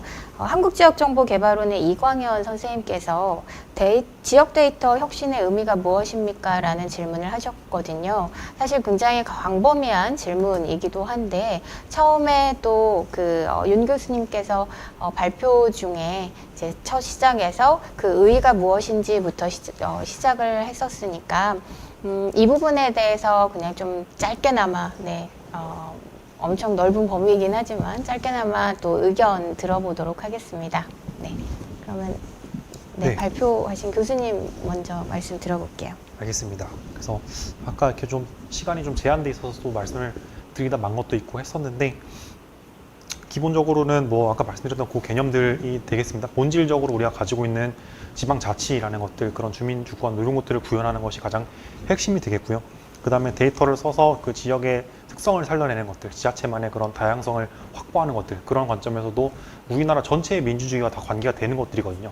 자꾸 그게 막 일관화되고 다양성이 헤쳐지면은 결국에는 그런 민주주의의 수준 자체가 낮아지는 부분들이 되기 때문에, 지역의 그런 다양한 그 특성들을 반영한 정책, 제도들, 그 다음에 이제 그 특화된 산업계에서 민간 경쟁이나 그런 부분들이 벌어지는 것도 실제로 이렇게 볼 수 있는 내용들이 될 것 같습니다. 그 다음에 가장 중요한 거는 사실 이제 그 겉으로 볼 때 그런 효과들이 나타나는 것이 되겠는데, 그 일하는 방식 혁신이 또 하나 중요하죠, 내부에서는. 그래서 저희가 오늘은 그 뭐 공공 데이터 개방 이런 것들도 막 질문이 보니까 많이 들어와 있고 한데, 데이터라는 거 봤을 때는 그 데이터를 또 아까 윤건 교수님 말씀해 주셨지만 이걸로 뭘 할 수 있는지 아는 것도 굉장히 중요합니다. 그래서 어떻게 어디다 쓸 수 있는지 그런 것들 아는 게 중요하고, 이게 민간에서 훨씬 빠르죠. 민간 기업분들 보면 이제 CEO 단위에서 막 데이터 활용 전문가들을 모셔서 무슨 하루에 뭐 몇 천만 원 주면서 강의를 막 듣거든요.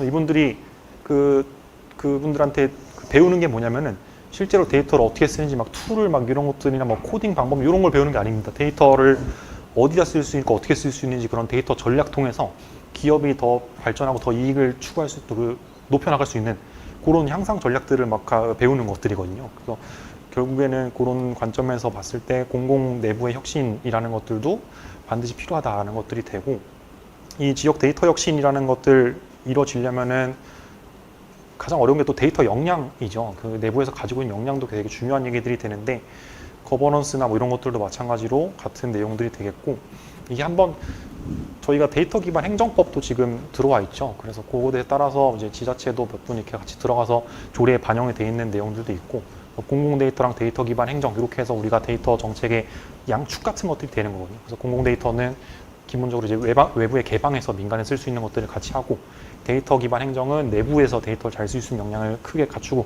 이제 기반이 되는 게 이제 데이터 역량이 골고루 다 갖춰지고 기술적인 기반이 갖춰져야 되는 그렇게 체계적으로 볼 수가 있겠는데 그 아까 말씀드린 것처럼 핵심은 데이터 거버넌스입니다. 결국에는 데이터를 어떻게 쓸지 아는 사람들이 필요하고 그걸 구현해낼 수 있는 전문가분들이 필요해서 기관장 차원에 일단은 관심이 너무 필요하다라는 것들이 있겠고요.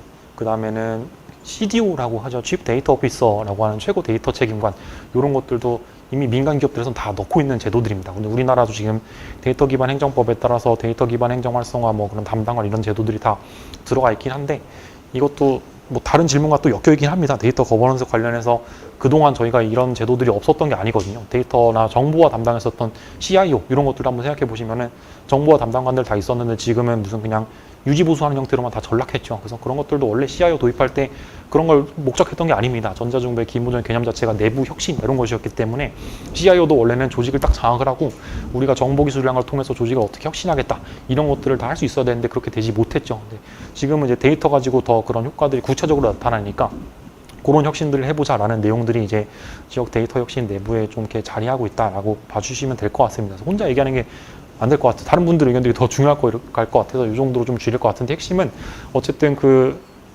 지자체라는 제도 자체에 근본적으로 그것을 훨씬 더 잘 구현할 수 있는 형태로서 데이터를 쓸 수 있는 환경이 갖춰져 있다라는 것이고요. 그런 환경에서 우리가 진짜로 해내려면은 그 내부에서 우리 지자체가 데이터 역량들을 잘 갖추고 잘 발휘할 수 있는 그런 시스템들이 잘 갖춰져야 되겠다라고 봐주시면 될 것 같습니다. 그게 이제 결국에는 공공에서 더 일을 잘하고 더 효율적이고 그 걷어내는 그런 주민세나 세금 같은 경우도 더 객관적이고 과학적으로 잘 쓰고 또 그런 그 낭비되는 부분들도 줄이게 되고 그런 게 결국에는 민간의 데이터 개방과도 연결되면서 민간 산업경제 발전도 이어지고 결국에는 지역 전체가 그 특성에 맞게 발전할 수 있는 그런 흐름들을 가져올 수 있는 굉장히 중요한 생존 전략이다라고 말씀을 드릴 수 있을 것 같습니다. 네, 말씀 감사합니다. 데이터를 아까 발표 중에서도 말씀을 해주셨는데요. 데이터를 어떤 목적으로 어떻게 써야 할지가 가장 중요하다라는 말씀 해주셨고요. 그리고 그 어떤 목적 그리고 어떻게 쓸지를 결정하는 그 주체가 바로 사람이다라는 말씀도 해주셨어서 결국은 사람이 중요한 것이 아닌가 그리고 사람 중심으로 가야 되지 않은가 하는 생각도 듭니다. 그러면 윤건 교수님은 이 부분에 대해서 아까 첫 질문을 왜 안 될까로 시작하셨으니까 그럼 우리는 왜 안 될까요? 그리고 왜 필요한 걸까요? 네. 이게 이제 그 지역 데이터 혁신의 의미를 우리가 좀 같이 고민하는 시간을 지금 갖고 있는데, 그러니까 이제 지금 윤상필 교수님 말씀하신 것처럼 좀 우리가 목적을 좀 생각을 하셔야 될 것 같아요. 그러니까 데이터만 가지고 놓고 보면 사실 뭐 그러니까 예를 들어서 데이터 지금 방금 뭐 CDO 말씀도 하셨지만 CDO만 관심 있는 게 데이터냐 아니거든요. 그러니까 결국은 뭐냐면 이거는 사실은 데이터는 모든 전 부서가 이제 뭐 이거는 뭐 중앙 차원도 마찬가지고 개별 지방자치단체도 마찬가지고 개별 지방자치단체 내에서 수많은 부서들이 존재하고 그 부서들 내부 하나하나의 부서들이 가지고 있는 데이터들을 충분히 활용해서 보다 나은 업무, 보다 나은 정책이 가능하게 만드는 게 우리 이상이거든요. 그렇게 따지면 사실은 데이터는 데이터 부서만 가지고 얘기할 게 아니거든요. 그러니까 결국 이제 우리가 이제 지역 데이터 혁신이라고 얘기를 하면서 너무 데이터에 초점을 맞춰서 그러니까 이 데이터 부서가 아닌 부서들의 관심을 유도하지 못하면 사실은 궁극적으로는 이게 지역 데이터 혁신이 될 것이냐라는 문제입니다. 그래서 좀 우리가 지역 데이터 혁신을 고민을 열심히 하되 목적을 계속 고민하고 그 목적을 위해서 그러면 이제 결국은 목적은 뭐 다 마찬가지인 게 뭐냐면 보다 나은 업무를 통해서 정책 혁신을 하고 정책 혁신을 통해서 국민의 삶의 질을 높이는 방안들을 끊임없이 고민하고 궁극적으로는 이제 국가의 발전과 뭐 이런 것들을 이룩해 나가는 것이죠. 그리고 개별 국민들의 삶의 질을 높이는 것이고 뭐 이런 것들을 목적을 보면서 하면 스스로 개별 공무원들도 내가 왜 이거를 데이터를 써야 되느냐. 당연히 뭐 업무를 좀 더 잘해서 나의 업무를 통해서 혜택을 받는 국민들. 그래서 국민들이 좀 더 나은 삶을 살게 하는 거.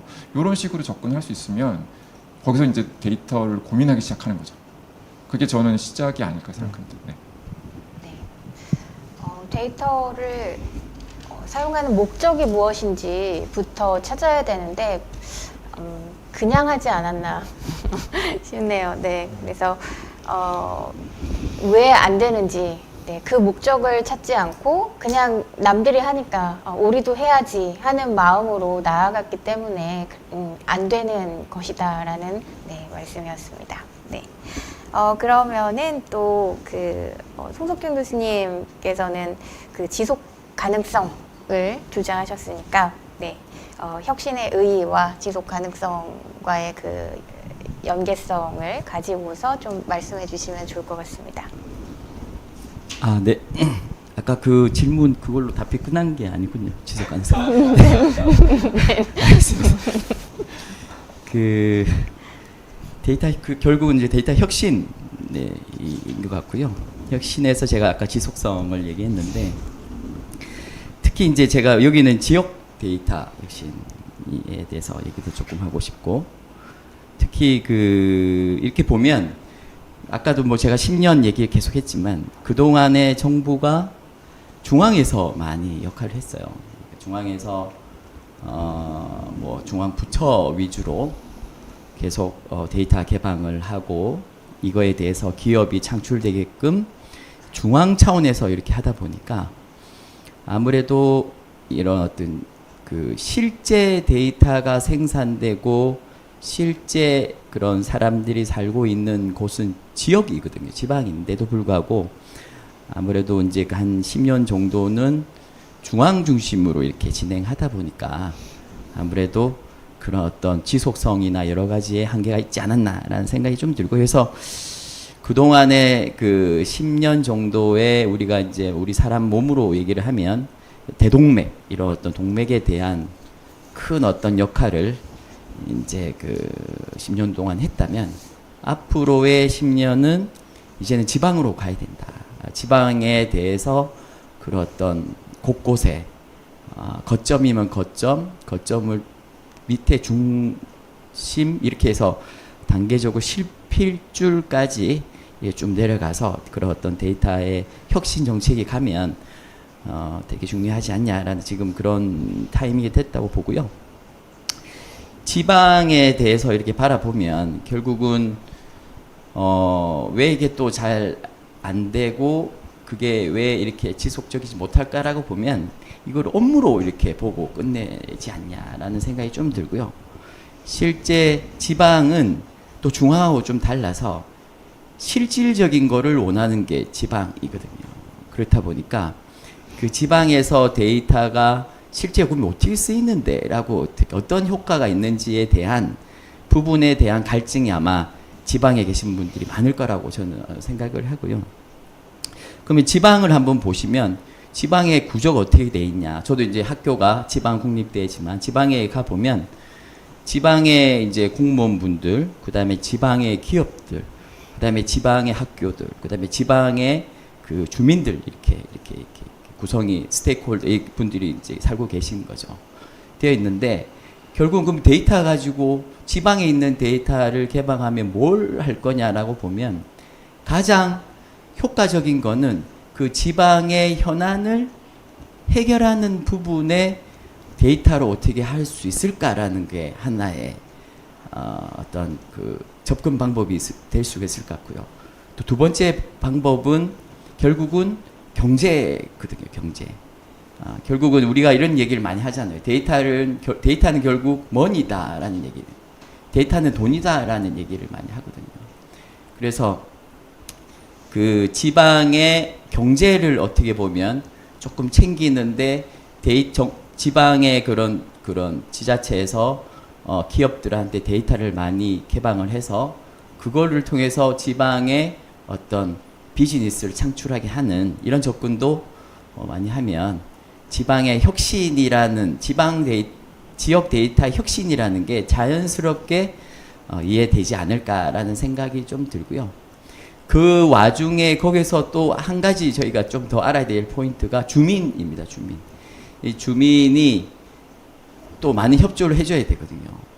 어떤 서비스, 지방에서 서비스는 그 지자체 그 지방 공무원 분들만 해서 되는 게 아니라 지방의 주민들이 그런 어떤 협조를 많이 해줘야 돼요. 어떤 행정 서비스뿐만 아니라 데이터 측면도 똑같다고 저는 봅니다. 그럼 결국은 주민들의 데이터, 주민들이 어떤 생활하는 곳에서의 데이터에 대한 어떤 역할도 큰데 그게 결국은 지방 그런 주민들의 데이터 주권에 대한 부분도 조금 더 짚고 가야 되지 않겠냐. 그래서 그 데이터 주권도 지방에서는 되게 큰 이제는 같이 얘기해야 되는 하나의 테마지 않을까라고 저는 생각을 하고요. 마지막으로 결국은 예전에 그 처음에 우리 공공 데이터를 할 때 슬로건이 오픈 데이터, 영어로 오픈 데이터 쉐어 밸류라는 컨셉으로 시작을 했습니다. 이 말은 즉 아주 쉬운 표현이죠. 데이터를 오픈해서 가치를 서로 공유하고 창출하겠다라는 아주 그런 어떤 의미이죠. 네, 그 의미가 지방에서도 이제는 좀 이루어지는 방향으로 앞으로 가면 어떨까라는 생각으로 조금 얘기를 좀 끝내보겠습니다. 네, 이상입니다. 네, 감사합니다.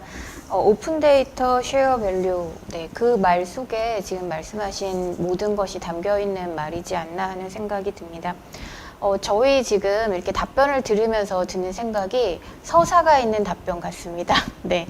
처음에 목적을 말씀해 주셨고, 또한 이제 그 다음에 그러면 어떻게 쓸 건데 하는 그런 또 부분에 대해서 짚어주셔서 어떤 목적을 가지고 어떻게 써야 할지가 얼마나 중요한지를 다시 한번 이렇게 말씀을 해주셔서 정말 감사드립니다. 그리고 데이터 주권에 대해서 우리가 지난 세미나에서도 좀 언급을 하긴 했었는데요.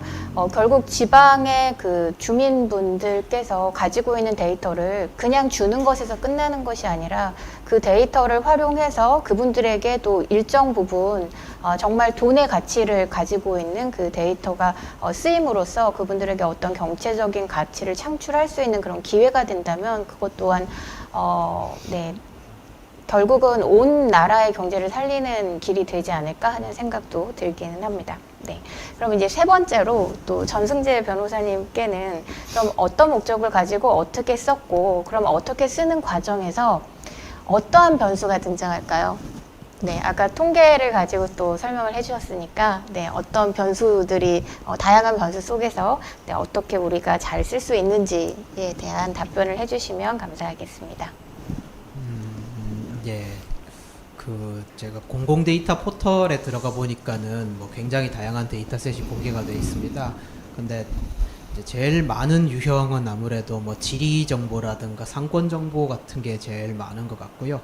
이제 실제 이제 뭐 행인이나 실제 사람들에 대한 정보는 상당히 드문 편인 것 같습니다. 완전히 통계를 내서 뭐 빈도라든가 문ген 정보는 일부 있는데요.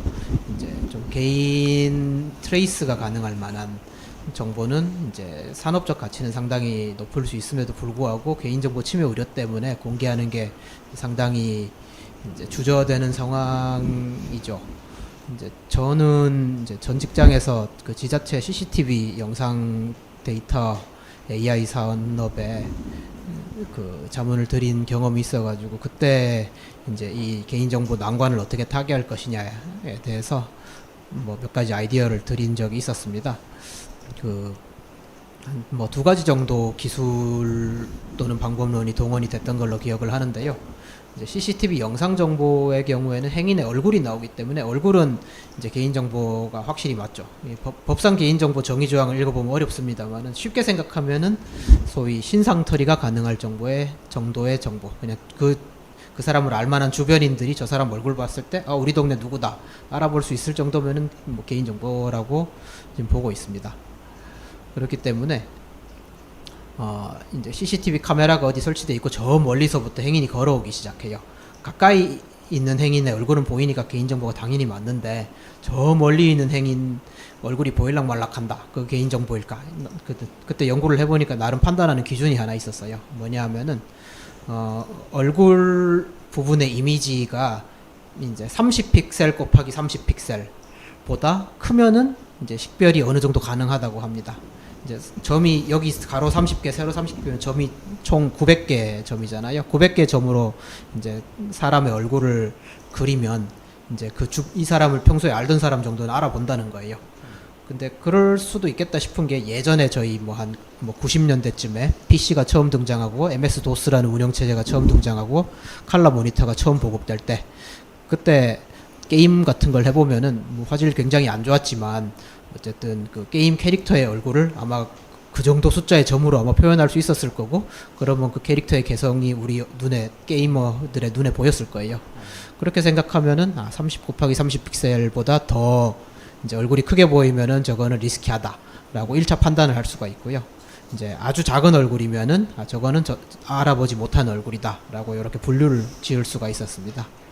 뭐 또 하나는 이제 가까이 들어온 사람 얼굴이 보인다라고 하면은 이제 이목구비를 지워가지고 달걀 귀신처럼 만들어서 못 알아보게 하는 비식별 솔루션들이 지금 또 시중에 많이 나와 있는 것 같아요. 이제 그거를 써가지고 이제 사람 얼굴을 지웁니다. 물론 그러면은 학습 데이터 품질이 떨어져요. 왜냐하면은 이목구비를 지워버리면은 이제 저 사람이 어디를 보고 있는지 정보가 소실되기 때문에 아무래도 데이터 품질 쪽에서는 조금 손해를 봅니다. 하지만 얼굴 있는 데이터셋을 뭐 공개한다거나 뭐 함부로 제3자 제공할 수가 없기 때문에 이제 그런 타협을 하는 것이죠. 이제 이렇게 이제 뭐 아주 케이스마다 되게 디테일하게 따지고 들어가서 어떻게 하면은 이제 개인정보 침해 같은 다른 법익 침해가 최소화될 수 있게 하면서 이 사업의 목표를 달성할 수 있을까 하는 고민을 하는 게 정말 뭐 어느 정도 유용은 가능하겠지만 사업마다 정말 다르고 이제 뭐 기술적으로 또는 법률적으로 상당히 심도 있는 고민이 필요하다는 걸 느낄 수가 있었습니다. 예, 이만희 이상입니다. 네. 또 그 활용을 하는 과정에서 쓰여지는 과정에서 나타나는 이제 변수들을 또 말씀을 해줬습니다. 네, 그 사례로서 말씀을 해주셨는데요. 잘 쉽게 해결할 수 없는 부분이 바로 데이터 공유 그리고 개인정보 보호인 것 같아요. 이 두 가지를 어떻게 조율해야 될지 그것이 관건이지 않나 하는 생각이 다시금 듭니다. 네. 그러면 이제 우리가 중앙 정부 얘기도 나왔고 또 지방의 지역 얘기도 나왔으니까 다음 질문 드려보겠는데요. 지역과 중앙의 정보의 통합 및 상생 방안은 무엇입니까? 라는 질문을 김상준 선생님께서 주셨어요. 제가 어제 잠깐 TV를 보다가 알쓸 별잡이라는 TV를 봤는데요. 거기에서 이제 한 패널 분이 말씀하신 이유가 그분은 대전에 사신대요. 그러는데 날씨 예보를 보면 항상 중앙 집권적으로, 그러니까 수도권 중심의 날씨 예보를 하고 있다라는 말씀을 하시더라고요. 그래서 이미 지방에서는 비 피해를 다 당했는데 그런데 뉴스에서는 그렇게 나온대요. 다행히 수도권은 태풍이 피해갔습니다. 뭐 이런 표현들이 나올 때 이미 우리는 피해를 다 봤는데 어떻게 다행이라는 표현을 쓰지라는 그런 패널의 말이 지금 떠오르는데요. 너무 우리가 날씨라는 작은 예이지만 거기에서부터 정말 크고 작은 모든 것들이 수도권 중심 아니면 중앙 중심으로 흘러갔기 때문에 이렇게 지역의 데이터는 좀 관심을 갖지 않고 지내오지 않았었나. 그리고 그렇기에 오늘의 이 세미나가 특히나 더 의의를 갖는 것이 아닌가 하는 생각이 듭니다. 네, 그러면 지금부터 다시 또 패널 분들의 말씀을 듣도록 하겠습니다. 그냥 자유롭게 말씀 나눠주셔도 좋을 것 같은데요. 어떻게 하면 우리가 잘 살 수 있을까요? 조화롭게 잘 살 수 있는 방안? 네.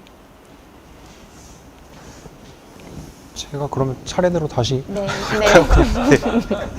그래서 항상 이럴 때는 먼저 손 들고 해야 시작이 됩니다. 너무 딱 이렇게 말씀하시는 좀 생각할 수 있는 시간을 벌어주셔가지고 굉장히 중요한 케이스를 먼저 말씀해 주신 덕분에 또 떠오르는 생각인 것 같아서 그게 데이터의 무서운 점인 것 같아요. 데이터를 써야 되는 점인 것 같고 수도권 중심 데이터로만 이렇게 현상이 펼쳐진다라는 내용들도 그렇고 저희가 뭐 데이터 인공지능 시대 뭐 이런 것들 이야기할 때 항상 이야기하는 게 아까 제가 말씀드렸던 어떤 초격차 이런 것도 있지만 그게 결국엔 또 저희 쪽 관점에서 바라보면 불균형 이런 것들도 점점 커질 수밖에 없는 것이 되거든요. 데이터 자체가 권력이고 뭐 재산이고 이렇게 되다 보면은 그래서 가진 자만이 점점 더 많은 걸 볼 수 있게 되는 게 계속 커지기 때문에 그런 문제들이 있어서 봤던 건데, 그래서 정보를 기본적으로 정보가 확산되고 같이 쓰고 공유할 수 있는 환경이 된다는 거는 권력의 분산과 계속 이어져 왔죠. 저희가 역사를 살펴보면은 정보가 누군가한테 독점돼 있고 통제되어 있는 상태가 이제 그동안에 있었지만, 저희가 이제 시민 근대 국가 이후에 그런 시민혁명 이후로 갖춰진 상태부터는 조금씩 정보가 공개되고, 지금은 공공 데이터 의미 막 이런 것도 자꾸 말씀하시지만, 맨 처음에 우리 이제 전에 있었던 거는 그냥 정보 공개법이었잖아요. 그것까지 가는 것도 엄청 힘들었죠. 엄청 힘들었는데, 정부가 가지고 있는 그런 데이터, 정보나 자료들 이런 것들을 민간이 볼 수 있도록 하기 위해서 뭐 시민단체에서도 여러 가지 노력들이 있었고, 또 민주화 과정에서 그게 자연스럽게 가능하게 됐고 했었는데, 이제 데이터를 쓸 수 있어야 되니까 이제 공개된 거를 이제 알 수 있는 권리뿐만 아니라 활용할 수도 있어야 되는 그런 권리들로 막 확장이 되는 거거든요.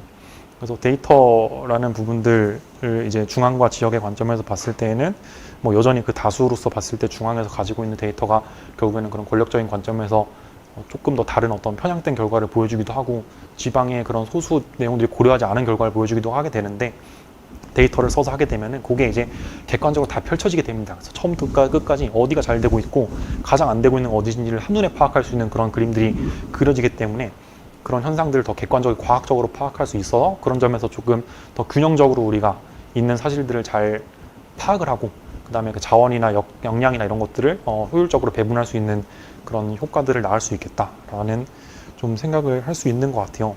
그래서 상생 방안이라고 해보면은 결국에는 더 혁신적이었으면 좋겠습니다. 그래서 중앙이 가지고 있는 내용들도 많이 노력들을 하고 있는 것들이 있지만, 그냥 진짜 다 쓸 수 있는 형태로 됐으면 좋겠어요. 민간과도 그걸 지금 또 고민하고 있는 것들이 있거든요. 그래서 중앙정부에서도 보면은 요거는 이제 뭐 행안부에서 한번 이렇게 고민을 했던 것 같은데, 제가 요즘에 뭐 저희 디지털 플랫폼 정보도 이제 민관 협력으로 하다 보니까 뭐 지방 정부도 당연히 엮이게 되는 건데, 이것도 이제 클리드랑 같이 했었던 것 같습니다. 제 기억에. 그래서 그 가지고 있는 정부 디렉토리 서비스도 이제 클리드에서 운영을 하고 있죠. 그래서 거기에서 이제 그 공공이랑 우리 중앙정부, 지방정부 그 직원 데이터들 다 가지고 있습니다. 조직도 정보들, 뭐 직원 연락처 이런 것들이 거기 다 들어있는데, 이 위에서 저희가 디지털 플랫폼 정부위원회 대통령 소속으로 운영을 하면서 그 어떤 정부 혁신 이런 것들을 민간이랑 같이 해라, 또 민간의 데이터 개방해서 하라고 이런 식으로 정리가 되고 하다 보니까 이제 막 그 위원회에서 여러 가지 논의가 이루어지는데, 그런 자리들에서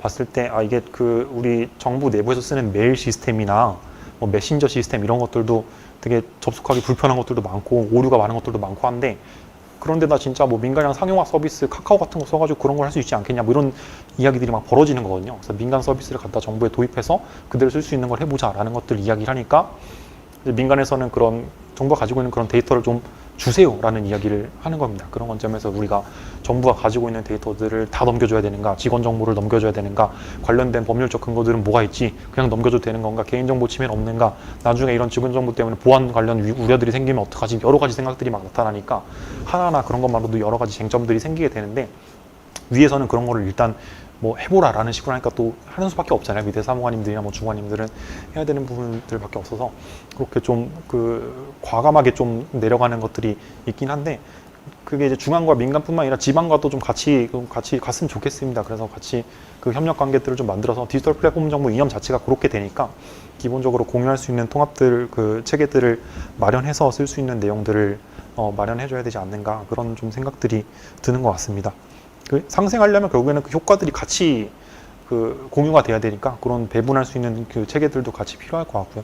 데이터 가치 평가 이런 것들도 거기에 또 엮여 들어가야 되는 것들이 있고, 이건 너무 어려운 문제입니다. 사실 누구도 데이터 가치를 평가할 수 없고, 쓰는 사람만이 알게 되죠. 그 데이터를 어디다 쓰고 어떤 결과가 났는지는 이제 본인만이 알게 되기 때문에 그런 점들도 고민을 같이 해봐야 되는 어려운 문제인 것 같긴 합니다. 네, 말씀 감사합니다. 데이터 가치 평가가 결국 쓰는 사람들이 그 가치를 평가를 할 텐데, 또 가치 평가라는 것이 또 쓰는 분들의 그런 주관적인 견해들이 많이 반영이 되니까 정말 말씀처럼 그렇게 간단한 문제는 아닐 것 같습니다. 네, 또 교수님들, 네, 제가 교수님, 말씀을 드리겠습니다. 왜냐하면 일단은 제가 해야 될 것 같아서, 왜냐하면 우리 윤건 교수님 또 하시면 순서가 이렇게 또 자유롭게 하랬는데 네, 네, 좋습니다, 교수님. 먼저 네, 이렇게 말씀을 드리겠습니다. 네, 그 질문 되게 처음에 내를 보면서 되게 어려웠고요. 네. 이 질문이 저희 이 행사의 모든 거를 다 담는 듯한 질문이라고 저는 느꼈고요. 그 정보의 통합, 지역과 중앙의 정보의 통합이라는 말을 보면 이게 어떻게 보면 데이터 거버넌스입니다. 이게. 예. 그 우리가 이제 이거를 어떻게 보면 조금 이렇게 부정적인 시각과 긍정적인 시각이 이렇게 서로 겹치는 느낌인데요. 일단 두 가지 정도로 생각을 할 수 있을 것 같아요. 하나는 그 정보의 연계 통합이라고 좀 봐야 될 것 같고요. 데이터에 대한 자체를 물리적으로 통합한다는 건 아니에요. 지금 정책을 하고 있는 것도 그거는 이제 각자 데이터를 생성하는 데이터 주권을 가지고 소유권을 오너십을 가지고 있는 기관들이나 거기서 데이터는 가지고 있는 거고요. 그거를 어떤 목적이나 어떤 서비스로 인해서 서로 데이터를 품질로 표준화시킨다든지 이렇게 해서 서로 이렇게 그 서비스를 창출하기 위한 정보의 데이터의 연계 통합이라고 이렇게 보시면 되고 거기서 제일 필요한 게 그 데이터의 거버넌스입니다. 데이터 거버넌스. 그렇게 해서 실예로 하나 드리면 제가 실제 그 했던 내용인데 그 우리나라의 그 재정이 흩어져 있어요. 아시겠지만 우리나라의 그 기획재정부가 중앙재정을 담당을 하고요. 그 다음에 지방은 지방재정이라 해서 행정안전부가 관리를 합니다. 그 다음에 교육재정은 교육부가 또 이렇게 관리를 해요. 그래서 우리나라의 재정이 어떤 상태의 얘기를 하면 기존에는 기획재정부 장관이 얘기를 중앙예산 재정을 얘기하고요. 행안부 장관이 또 따로 얘기하고 따로 하고 이런 어떤 구조였다는 거죠. 그래서 이래서는 안 되겠다라고 해서 그 세 기관 간의 그런 재정 정보가 서로 이렇게 공유될 수 있게끔 해서 차세대 각각 그 부처들이 차세대 사업을 진행을 했고요. 그래서 그 지금은 그 기관끼리 서로 데이터가 거버넌스가 생겨서 데이터가 왔다 갔다 서로 이렇게 공유가 됩니다. 이게 그 정보의 연계 통합 데이터 거버넌스의 하나의 실사례. 그러니까 국가의 재정을 한눈에 알려면은 서로가 연계가 돼야 되겠죠. 그래서 이제 그런 어떤 식으로 한 가지 볼 수가 있고, 그 다음에 한 가지는 그 정보의 밸런싱이라고 봐요. 정보가 한쪽에 치우치고 데이터를 한쪽에서만 볼 수 있고 어쪽 쪽에서는 데이터를 제공만 하고 있으면 이거는 정보에 이제 알력이 생기고 정보의 독점이 생기고 거기서 이제 어떻게 보면 뭐 빅브라더도 생기고 이렇게 생기는 거죠. 그래서 그게 안 되게끔 하는 일명 데이터의 활용 민주주의라는 것도 이제 필요하다. 그래서 그런 것들이 잘 되면 서로 상생을 이제 할 수가 있고 정보에 대한 연계 통합도 그 의미가 있다라고 저는 생각을 합니다. 네, 이상입니다. 네, 교수님 두 가지 지점을 지금 지적을 해주셨는데요. 데이터가 결국 통합되려면 서로 잘 유기적으로 연계돼야 되는 부분이 굉장히 중요하고 그런데 여기서 문제는 서로가 가진 걸 내놓지 않으려고 하는 게 문제이지 않을까 싶습니다. 전에도 저희 세미나 진행하면서 잠깐 나왔던 얘기인데 각 부처마다 공유하는 걸 그렇게 싫어하신다고. 네. 여러분들 지금 보고 계시니까 네, 서로 상생하기 위해서 네, 공유하는 공유의 문화, 네, 문화를 좀 만들어가면 어떨까 하는 생각 들고요. 또한 두 번째로 또 정보의 균형을 말씀해 주셨는데 예, 데이터 활용 민주주의 네, 꼭 필요하지 않나 싶습니다.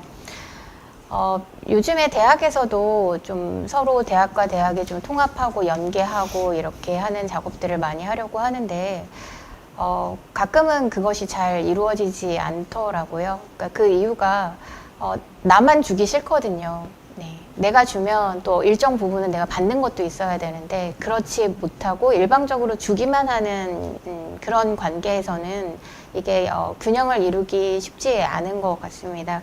그래서 정보를 서로가 공유하고 또한 그 정보를 공유하면서 서로의 이익이 될 수 있는 그런 방향으로 나아가는 것이 중요하지 않을까 네, 싶습니다.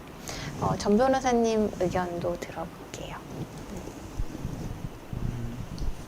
저는 이 분야야말로 굉장히 여러 마리 토끼를 쫓아야만 하는 아주 관점을 다양하게 봐야 하는 분야라는 말씀을 하나 드리고 싶은데요.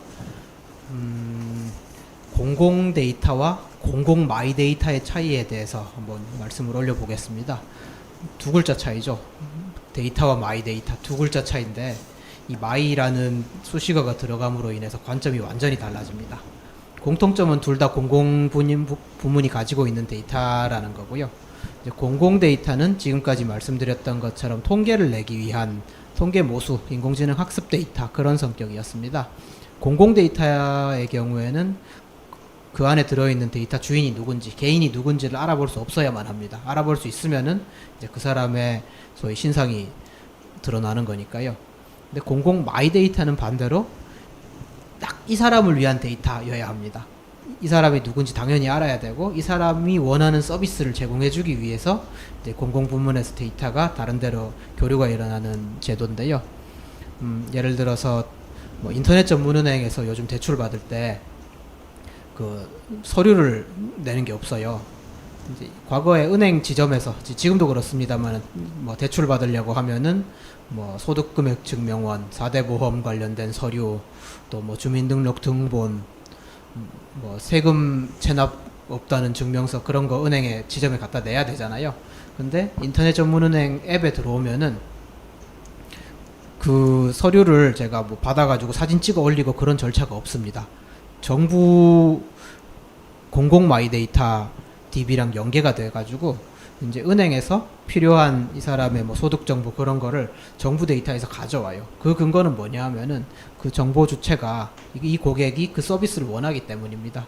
내 정보니까 내가 나에 대한 뭐 4대 보험 정보가 정부에 있으니까 내가 왜 굳이 그 서류를 떼러 가야 돼? 정부에서 굳이 저 은행으로 직접 보내줘라고 이제 국민이 요청을 하면은 그 요청을 들어줘라라는 제도가 이제 공공 마이 데이터죠. 이제 이 경우에는 정말 이제 개인화된 서비스를 위해서 이 개인이 누군지 식별된 데이터를 이제 공유를 하는 거죠. 이 경우에는 정말 아까 말씀드렸던 것처럼 뭐 CCTV 영상 데이터에서 개인을 뭉개고 이런 관점이 하나도 없습니다. 완전히 관점이 달라져요. 그런데 양쪽 다 우리의 일이죠. 양쪽 다 이제 데이터를 담당하는 사람 부처의 일 가능성이 높죠.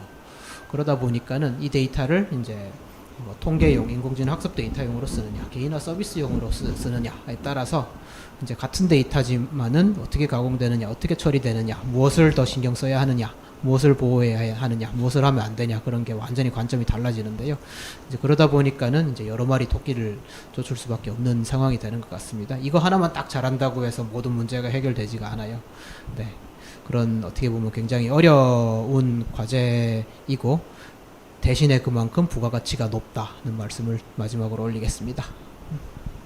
네, 감사합니다.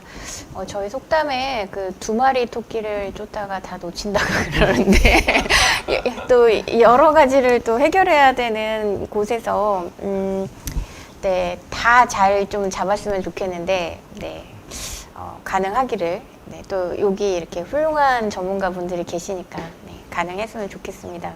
네.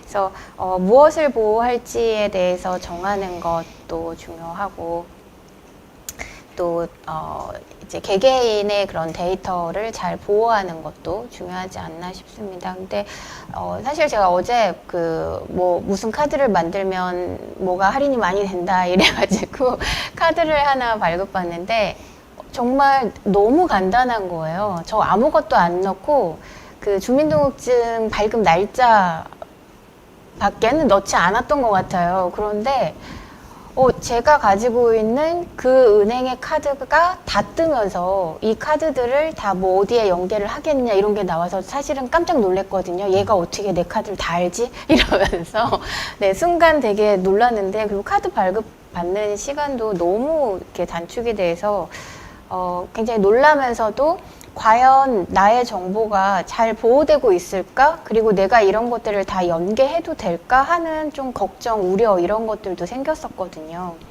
그런데 저의 이런 그 개인적인 정보 하나만으로도 제가 이렇게 우려를 하는데 또 지자체는 각각의 부서들 그리고 또 정부에서 이런 그 데이터를 어디까지 제공을 하고 또 어디까지 보호를 해야 되는지를 결정하는 문제는 더더욱 어렵지 않을까 하는 생각도 듭니다. 네.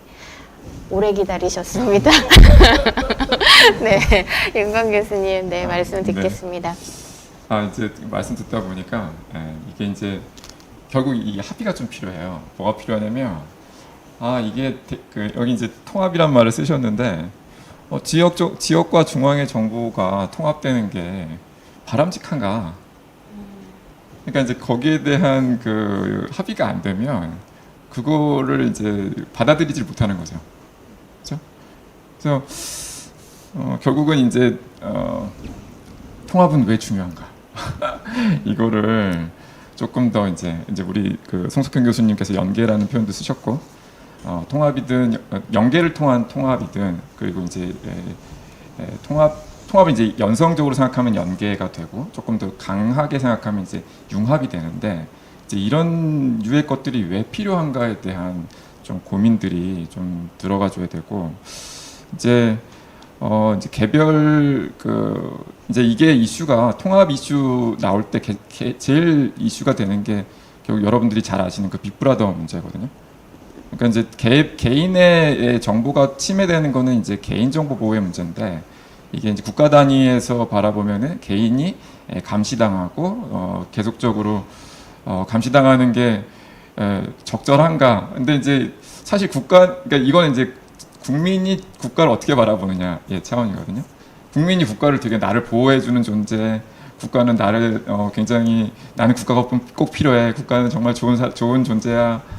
정부 신뢰도 너무 높아. 나는 이런 식의 마인드가 있는 사람들은 내 정보를 주더라도 정부가 알아서 잘해주겠지라고 그런 믿음이 있고 그러면 그 믿음 하에서 나에게 편리한 서비스들이 제공되는 거에 대한 이제 만족들이 있게 되는 거죠. 근데 이제 그런 사람만 있는 게 아니고 이걸 내 데이터를 가져와가지고 이 사람들이 도대체 어떻게 나를 감시하고 나를 감시하는 그 자체가 너무 싫은 거죠.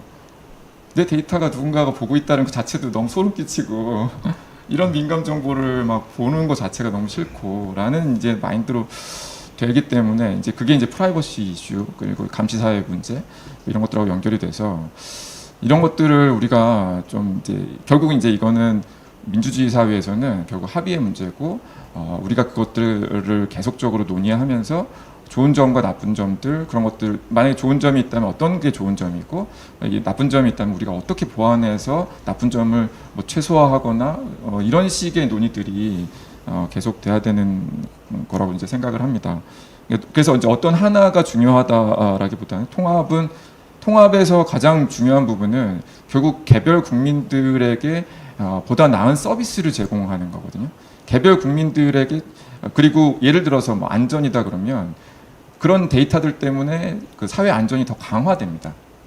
이제 그런데 어떤 측면에서는 안전이 내 프라이버시가 침해되지만 어떤 측면에서는 안전이 강화돼서 내가 어떤 상황에서 그런 범죄를 당할 가능성이 줄어들어요. 그러니까 이제 이런 것들을 좀 이제 종합적으로 우리가 생각하고 이 데이터 시대를 접근을 해야 되는 상황입니다. 이제 분명히 데이터를 활용하는 측에서는 계속 그런 것들 혜택 이익, 베네핏 이런 것만 계속 강조를 하고 있고 실제로 데이터를 보호하는 쪽에서는 그래서 나타나는 문제에 대해서만 너무 강조를 하고 있어서 이런 것들을 좀 종합적으로 우리가 계속적으로 좀 고민하는 그런 게 좀 필요하고요.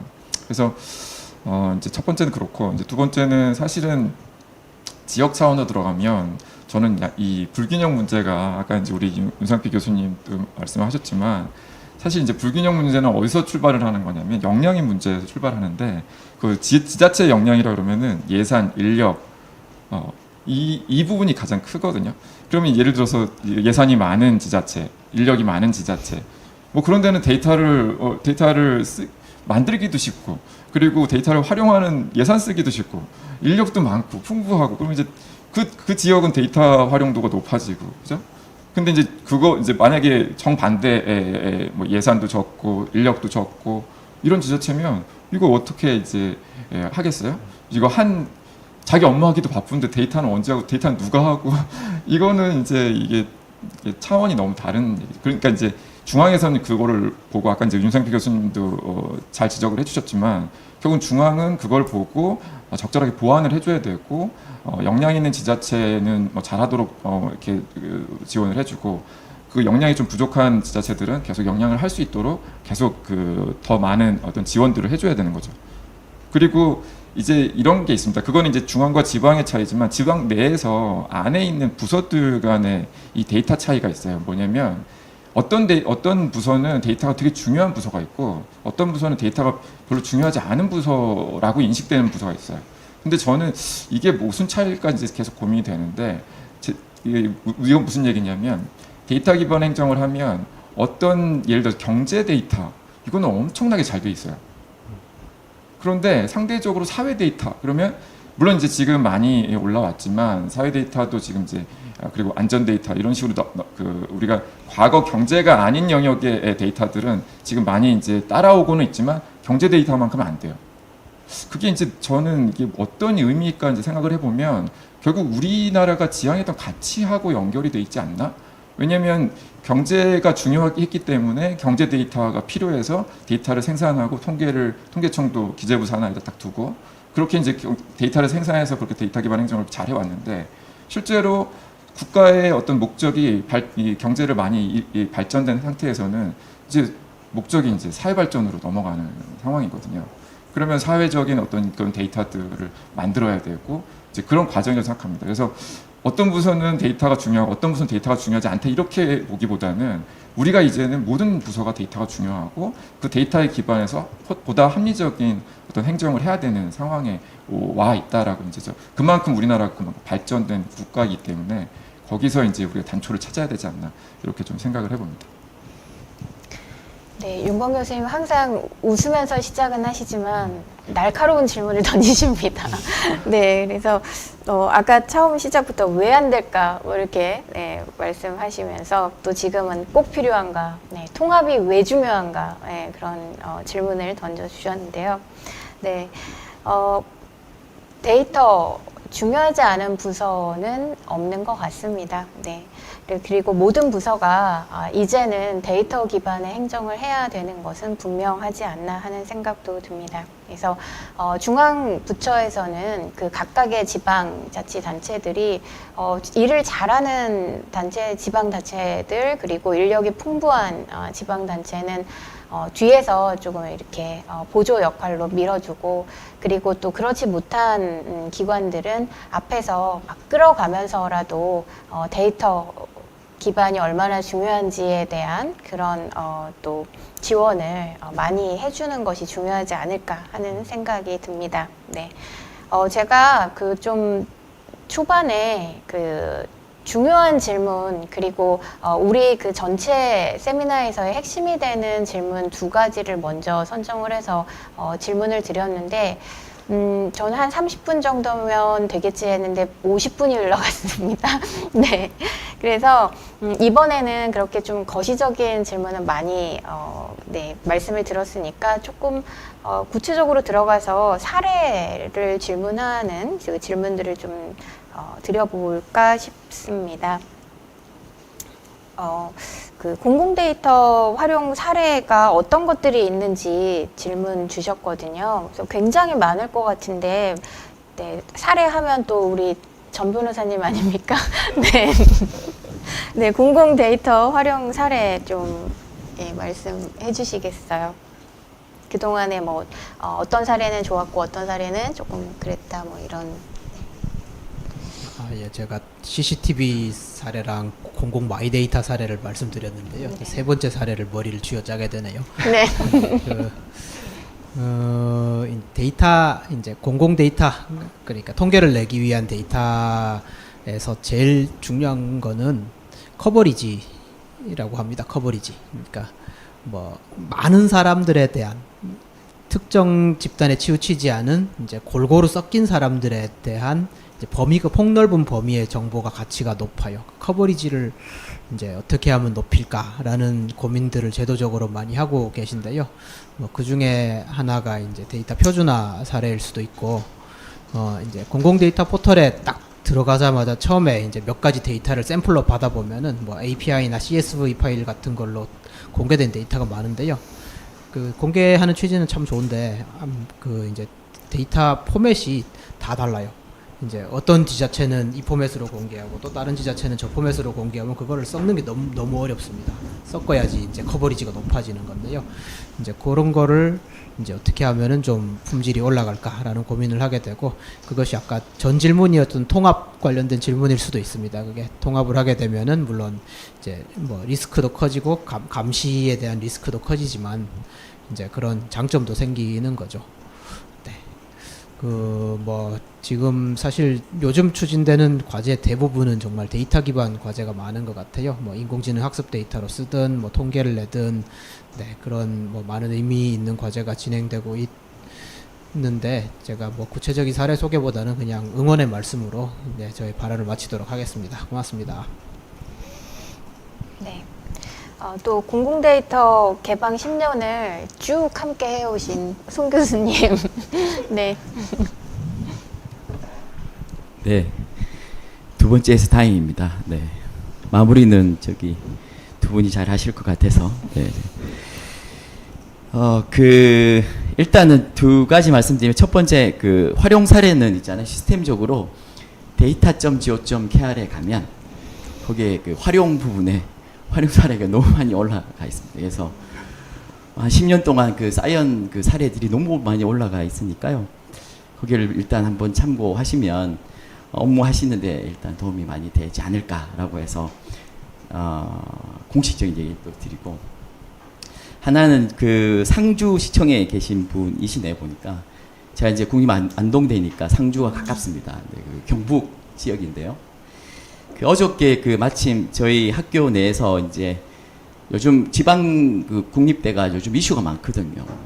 왜냐하면 학생들은 줄고 학교들은 많으니까 서로 이렇게 학교 간에 이제 어떤 연계 통합을 해서 해야지만 뭐 이렇게 과제를 예산을 준다 뭐 이렇게 해서 글로컬 사업이라고 해서 이제, 근데 마침 저희 국립 안동대가 1차는 통과했습니다. 운 좋게. 그래서 2차를 어떻게 하기 위해서 이제 막 다들 이제 고민인데, 그 아이템 중에 하나 이걸 들 수 있을 것 같아요. 스마트 팜이라고 해서 저희 경북 쪽에는 이렇게 다양한 어떤 형태의 그런 어떤 농업 이런 부분이 많이 활성화되어 있는데요. 그 스마트 팜으로 실제 이렇게 이렇게 구현을 하려면은 공공 데이터가 빠질 수가 없죠. 왜냐하면 당연히 스마트 팜이라고 하면 농업에 관련된 어떤 전문가나 이런 분들도 계셔야 되겠지만, 그 스마트 팜을 이루기 위해서 필요한 정보들 중에 하나가 아까 기상 얘기도 하셨고 기상청 데이터가 빠질 수는 없습니다. 그게 다 공공 데이터라고 볼 수 있을 것 같고요. 그 다음에 AI 기술이 들어가서 같이 접목되는, 그래서 하나의 이제 그 현장에서 쓸 수 있는 어떤 서비스로 이렇게 만들어진다. 그래서 그런 어떤 스마트 팜 같은 경우도 하나의 공공 데이터 활용 사례로 볼 수 있지 않을까라고 이렇게 말씀을 드립니다. 네. 네. 또 두 분. 네. 네, 그 발표자님께서 마무리를 해주실 것 같아가지고 제가 먼저 말씀드리겠습니다. 이제 공공 데이터 활용 사례, 이제 아까 이제 우리 송석현 교수님 말씀하신 것처럼 우리가 출처를 잘 몰라가지고 어디에 그런 자료들이 많은지에 대한 그런 게 좀 우리 그 정보가 좀 부족한 것 같아요. 이제 data.go.kr에 여러분 들어가셔서 그런 활용 사례들도 많이 보시면 좋을 것 같고, 제가 봤던 건 무슨 적극 행정, 여러분 그 행정 사례도 들어가서 보시면 대부분 공공 데이터를 활용한 사례들입니다. 그래서 우리가 이제 정부의 혁신을 위해서 노력하는 이제 개별적인 그 지자체부터 해서 중앙정부에서 하는 그리고 공공기관들이 하는 혁신 사례들에 이런 공공 데이터들이 많이 활용되고 있고 이제 대표적인 사례들을 얘기하라고 하면 제가 이제 꼽는 건 크게 세 개예요. 뭐냐면 첫 번째는 복지사각지대 사례입니다. 이건 뭐냐면 이제 복지사각지대를 발굴을 이제 지금 물론 이제 여러분들 신문들을 많이 보시면은 복지사각지대 그 시스템 문제도 뭐 나오고 뭐 이러는데 사실 그 기본 컨셉은 굉장히 멋집니다. 뭐냐면 여러 데이터들이 있는데 어떤 데이터 대표적인 게 단수, 단전 뭐 이런 데이터인데 어떤 사람이 계속 지내고 있다가 단수가 일어나고 그 단수나 단전이 일어나는 그리고 단전이 일어나는데 그게 기간이 길어지는 걸 이제 확인하는 거죠. 그러면 이제 이제 이건 가구별로 이루어지는데 가구별로 데이터를 쌓아가지고 단전 데이터, 단수 데이터를 합쳐보면은 이 사람이 복지 사각지대에 놓여 있을 가능성이 높아지는 거죠. 그런 데이터를 활용해서 그런 공공 데이터를 활용해서 복지 사각지대를 발굴하고 그런 분들을 미연에 그분들이 문제가 되는 문제들을 미연에 방지할 수 있는 그런 사례들이 첫 번째 사례고요. 그거는 이제 복지 수급과 관련된 거고 두 번째는 이제 부정 수급하고 관련된 겁니다. 뭐냐면 이건 이제 이것도 이상징후 탐지의 관점이 있는데 이상징후 탐지라는 건 뭐냐면 이제 복지 수급 그러니까 그 이제 이런 그 부정 수급을 예를 들어서 하고 있다. 보조금을 받고 있는데 보조금을 전혀 자격이 없는 사람이 그거를 이제 부정 수급을 계속 받고 있는 거를 데이터를 통해서 확인하는 겁니다. 이것도 이제 알고리즘에 의해서 AI로 탐지할 수 있는 기술들이 지금 계속 활용이 되고 있습니다. 그리고 이제 방금 우리 저기 그 발표에서도 말씀해 주셨는데 대표적인 사례가 그 이제 긴급 차량, 그러니까 그 구호 차량, 긴급 구호 차량이죠. 119라던가 병원 이제 앰뷸런스라던가 이런 이제 이런 이제 긴급 차량이 예를 들어 소방차 같은 경우는 소방차가 어떤 현장에 갈 때 가장 최적기를 알려주는 그런 알고리즘 시스템을 만들어서 지금 이제 적용하고 그런 것들을 이제 고도화하고 있는 것들을 볼 수가 있습니다. 이런 사례들은 이제 어떤 대표적인 사례들이라고 보시면 되겠고 이런 사례들 말고도 굉장히 많은 사례들이 저런 데이터.지구.kr이나 여러분들 참조하셔서 활용하시면 좋을 것 같습니다. 네. 네. 지금 시간이 얼마 남지 않아서 또 우리 윤상필 교수님께서는 발표 중에 사례는 많이 말씀을 해주셨으니까 마지막으로 그냥 마무리 한 말씀을 부탁드릴게요. 네. 그럼 무거운 숙제를. 네. 그 역량 얘기가 나오다가 이렇게 좀 말았던 것 같은데 자체적으로 하기 힘듭니다. 지자체 자체로 하기 힘들고 중앙정부 서포트도 필요하고 민간 전문가들로 적극 수용하고 해야 되고 하는데 저희가 또 전문기관으로서 클리드를 두고 있고 또 뭐 NIA도 있고 그렇습니다. 그래서 전문기관의 역할들도 굉장히 중요하니까 그런 쪽에서도 같이 협업들이 많이 있어야 될 것 같다라는 생각이 들고요. 활용 사례에 대해서 계속 얘기하다가 마무리를 이어받았으니까 조금만 보태면은 뭐 여러 가지 분야가 있을 수 있습니다. 뭐 복지, 교통, 조세, 뭐 안전, 보건 뭐 여러 가지 그 내용들이 있겠는데 가장 좋은 거는 진짜 우리 지역사회 문제가 뭔지 주민들로부터 들어서 그대로 그걸 받아가지고 구현하면 될 것 같아요. 그래서 어떤 목적과 연계되느냐 계속 강조하지만 데이터를 어디에 쓰는 게 가장 효율적이고 좋은지 그거를 아는 게 정말 중요하거든요. 그래서 한번 막 데이터 기반 행정 데이터 쓰는 것들 때문에 중앙행정기관들 다 조사를 해보면은 그 목적이 명확한 부처들은 아무 문제가 없습니다. 대표적인 게 통계청, 기상청입니다. 원래부터 데이터를 다루던 기관들은 그냥 데이터를 잘 쓰던 대로 쓰면 돼서 그냥 그 방식만 이제 인공지능을 좀 고도화해서 적용한다든지 막 그런 형태들이지 데이터를 어디다 쓰고 분석할지 막 그런 것들은 이미 알고 있어서 그렇거든요. 근데 우리가 지자체, 지역 차원에서 필요한 것들은 뭔가 상주시라고 했으면은 뭐 상주 곳감 뭐 이런 것들도 있지 않습니까? 그러면 뭐 그런 것들 갖다 뭐 도로교통 데이터나 뭐 물류, 무역 데이터라든지 뭐 농업이라든지 뭐 특화 산업 관련해서 어떻게 뭐 그런 것들을 생산해내는지 막 그런 데이터들도 같이 지역 사업자들하고 협력해서 할 수 있는 부분들도 있지 않을까 한번 잘 모르는 상태에서 한번 말씀을 드려보고 그래서 결국에는 어디다가 쓸 수 있는지 그런 것들은 이제 진짜 저희가 지역 데이터 혁신이라는 것들은 결국 지역의 주인인 우리 동네 주인, 우리 마을 주민인 주민들로부터 그 문제들을 받아서 일상생활에 바로바로 와닿을 수 있는 그 사례들을 만들어내고 하는 게 중요할 것 같아요. 그래서 공공 데이터 질문들 엄청나게 많지만 저희가 공공 데이터 법이 만들어진 계기도 이미 일상 속에 너무 녹아버린 버스 앱입니다. 버스 앱 때문에. 그렇습니다. 그래서 경기도에 유주한 고등학생이거든요. 고등학생 유주한 군이 그 버스 자기들 타고 다니는 거 불편해가지고 자기가 개발해가지고 개발되어 있는 API 연계해가지고 했더니 경기도가 그 데이터 제공을 막 차단을 하고 난리를 쳤더니 시민들이 오히려 반발해서 그걸 막 다시 풀어라 해서 다시 연결되고 하면서부터 막 그런 사회적인 논의들이 막 일어나는 것들이거든요. 그 당시에 그런 게 많았습니다. 석유공사에서 뭐 그 주유소 가격 이런 것들도 마찬가지로 또 데이터 제공하다 차단했다가 다시 요청이 많아서 오픈하고 이랬었고, 뭐 코로나 19 이런 것도 생각해 보시면은 감염자 동선 추적 서비스들, 뭐 공적 마스크 앱 이런 거 전부 다 민간에서 먼저 했습니다. 지방 정부가 제공한 데이터 가지고. 그래서 뭐 20대, 30대, 좀 또 10대 젊은 친구들이 가져가서 아빠 엄마 얘기해주고 공적 마스크 갖다가 조달해주고 막 그런 것들이 있었단 말이죠. 그래서 진짜 우리가 또 와닿을 수 있는 문제들, 그래서 지역 혁신이라는 관점에서는 지역 주민들과 함께 만들어가는 것들, 그래서 주민이 중심이 될 수 있도록 해서 그 아까 말씀드렸던 상향식 의사결정으로 데이터 그 체계들을 만들어 나가고 규칙도 그렇게 만들어 나가야 됩니다. 주민 발의제 이런 것도 얘기했었지만 데이터 기반으로 주민 그 데이터를 다 수집할 수 있으니까 그렇게 같이 얘기해서 규칙 만들어 나가고, 또 데이터 거버넌스로 가면은 그렇게 정해진 규칙은 강력하게 또 내려서 집행하고, 모두가 합의한 규칙이잖아요.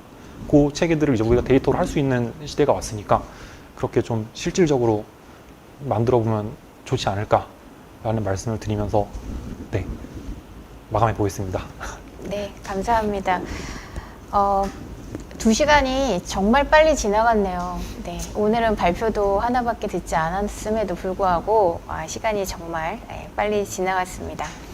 마지막으로 저희 발표 중에서도 슬라이드에 나오긴 했지만 대한민국 그 국정 목표 중 하나를 다시 한번 읽어보면서 마무리 짓도록 하겠습니다. 사는 곳의 차이가 기회와 생활의 격차로 이어지는 불평등을 멈추고 수도권 쏠림, 지방 소멸의 악순환을 끊어내는 지속가능한 대한민국을 목표로 함. 해서 대한민국 어디서나 살기 좋은 지방시대 꼭 실현되기를 바라보겠습니다. 네, 긴 시간 시청해주신 여러분들 정말 감사드리고요. 저희가 올해는 이것으로 마지막 세미나를 진행할 것입니다. 그런데 내년에는 또 새로운 주제로 또한 더욱 알차고 유익한 주제로 여러분들 다시 찾아뵐 예정이니까요. 또 내년을 많이 기대해 주시길 바랍니다. 그리고 요즘에 그 코로나가 다시 기승을 부리는 것 같아요. 여러분들 건강 조심하시도록 하고요. 그리고 마지막 숙제 여러분들 다 알고 계시죠? 네. 저희 설문조사가 기다리고 있습니다. 화면이 이제 이렇게 꺼지고 나면 QR코드가 지금 방송이 될 텐데요. 그 QR코드 통해서 여러분들 설문조사 꼭 임해 주시길 바라겠습니다. 설문조사에 임해 주신 여러분들께는 소정의 선물을 드리도록 하겠습니다. 소정의 선물이지만 하루의 행복이죠. 네, 여러분들 굉장히 잘 알고 계실 겁니다. 네, 그러면 여러분들 정말 감사드리고요. 건강하십시오. 그리고 오늘 이렇게 귀한 시간 내주신 패널 전문가 분들께도 감사 인사 드리면서 마치도록 하겠습니다. 감사합니다.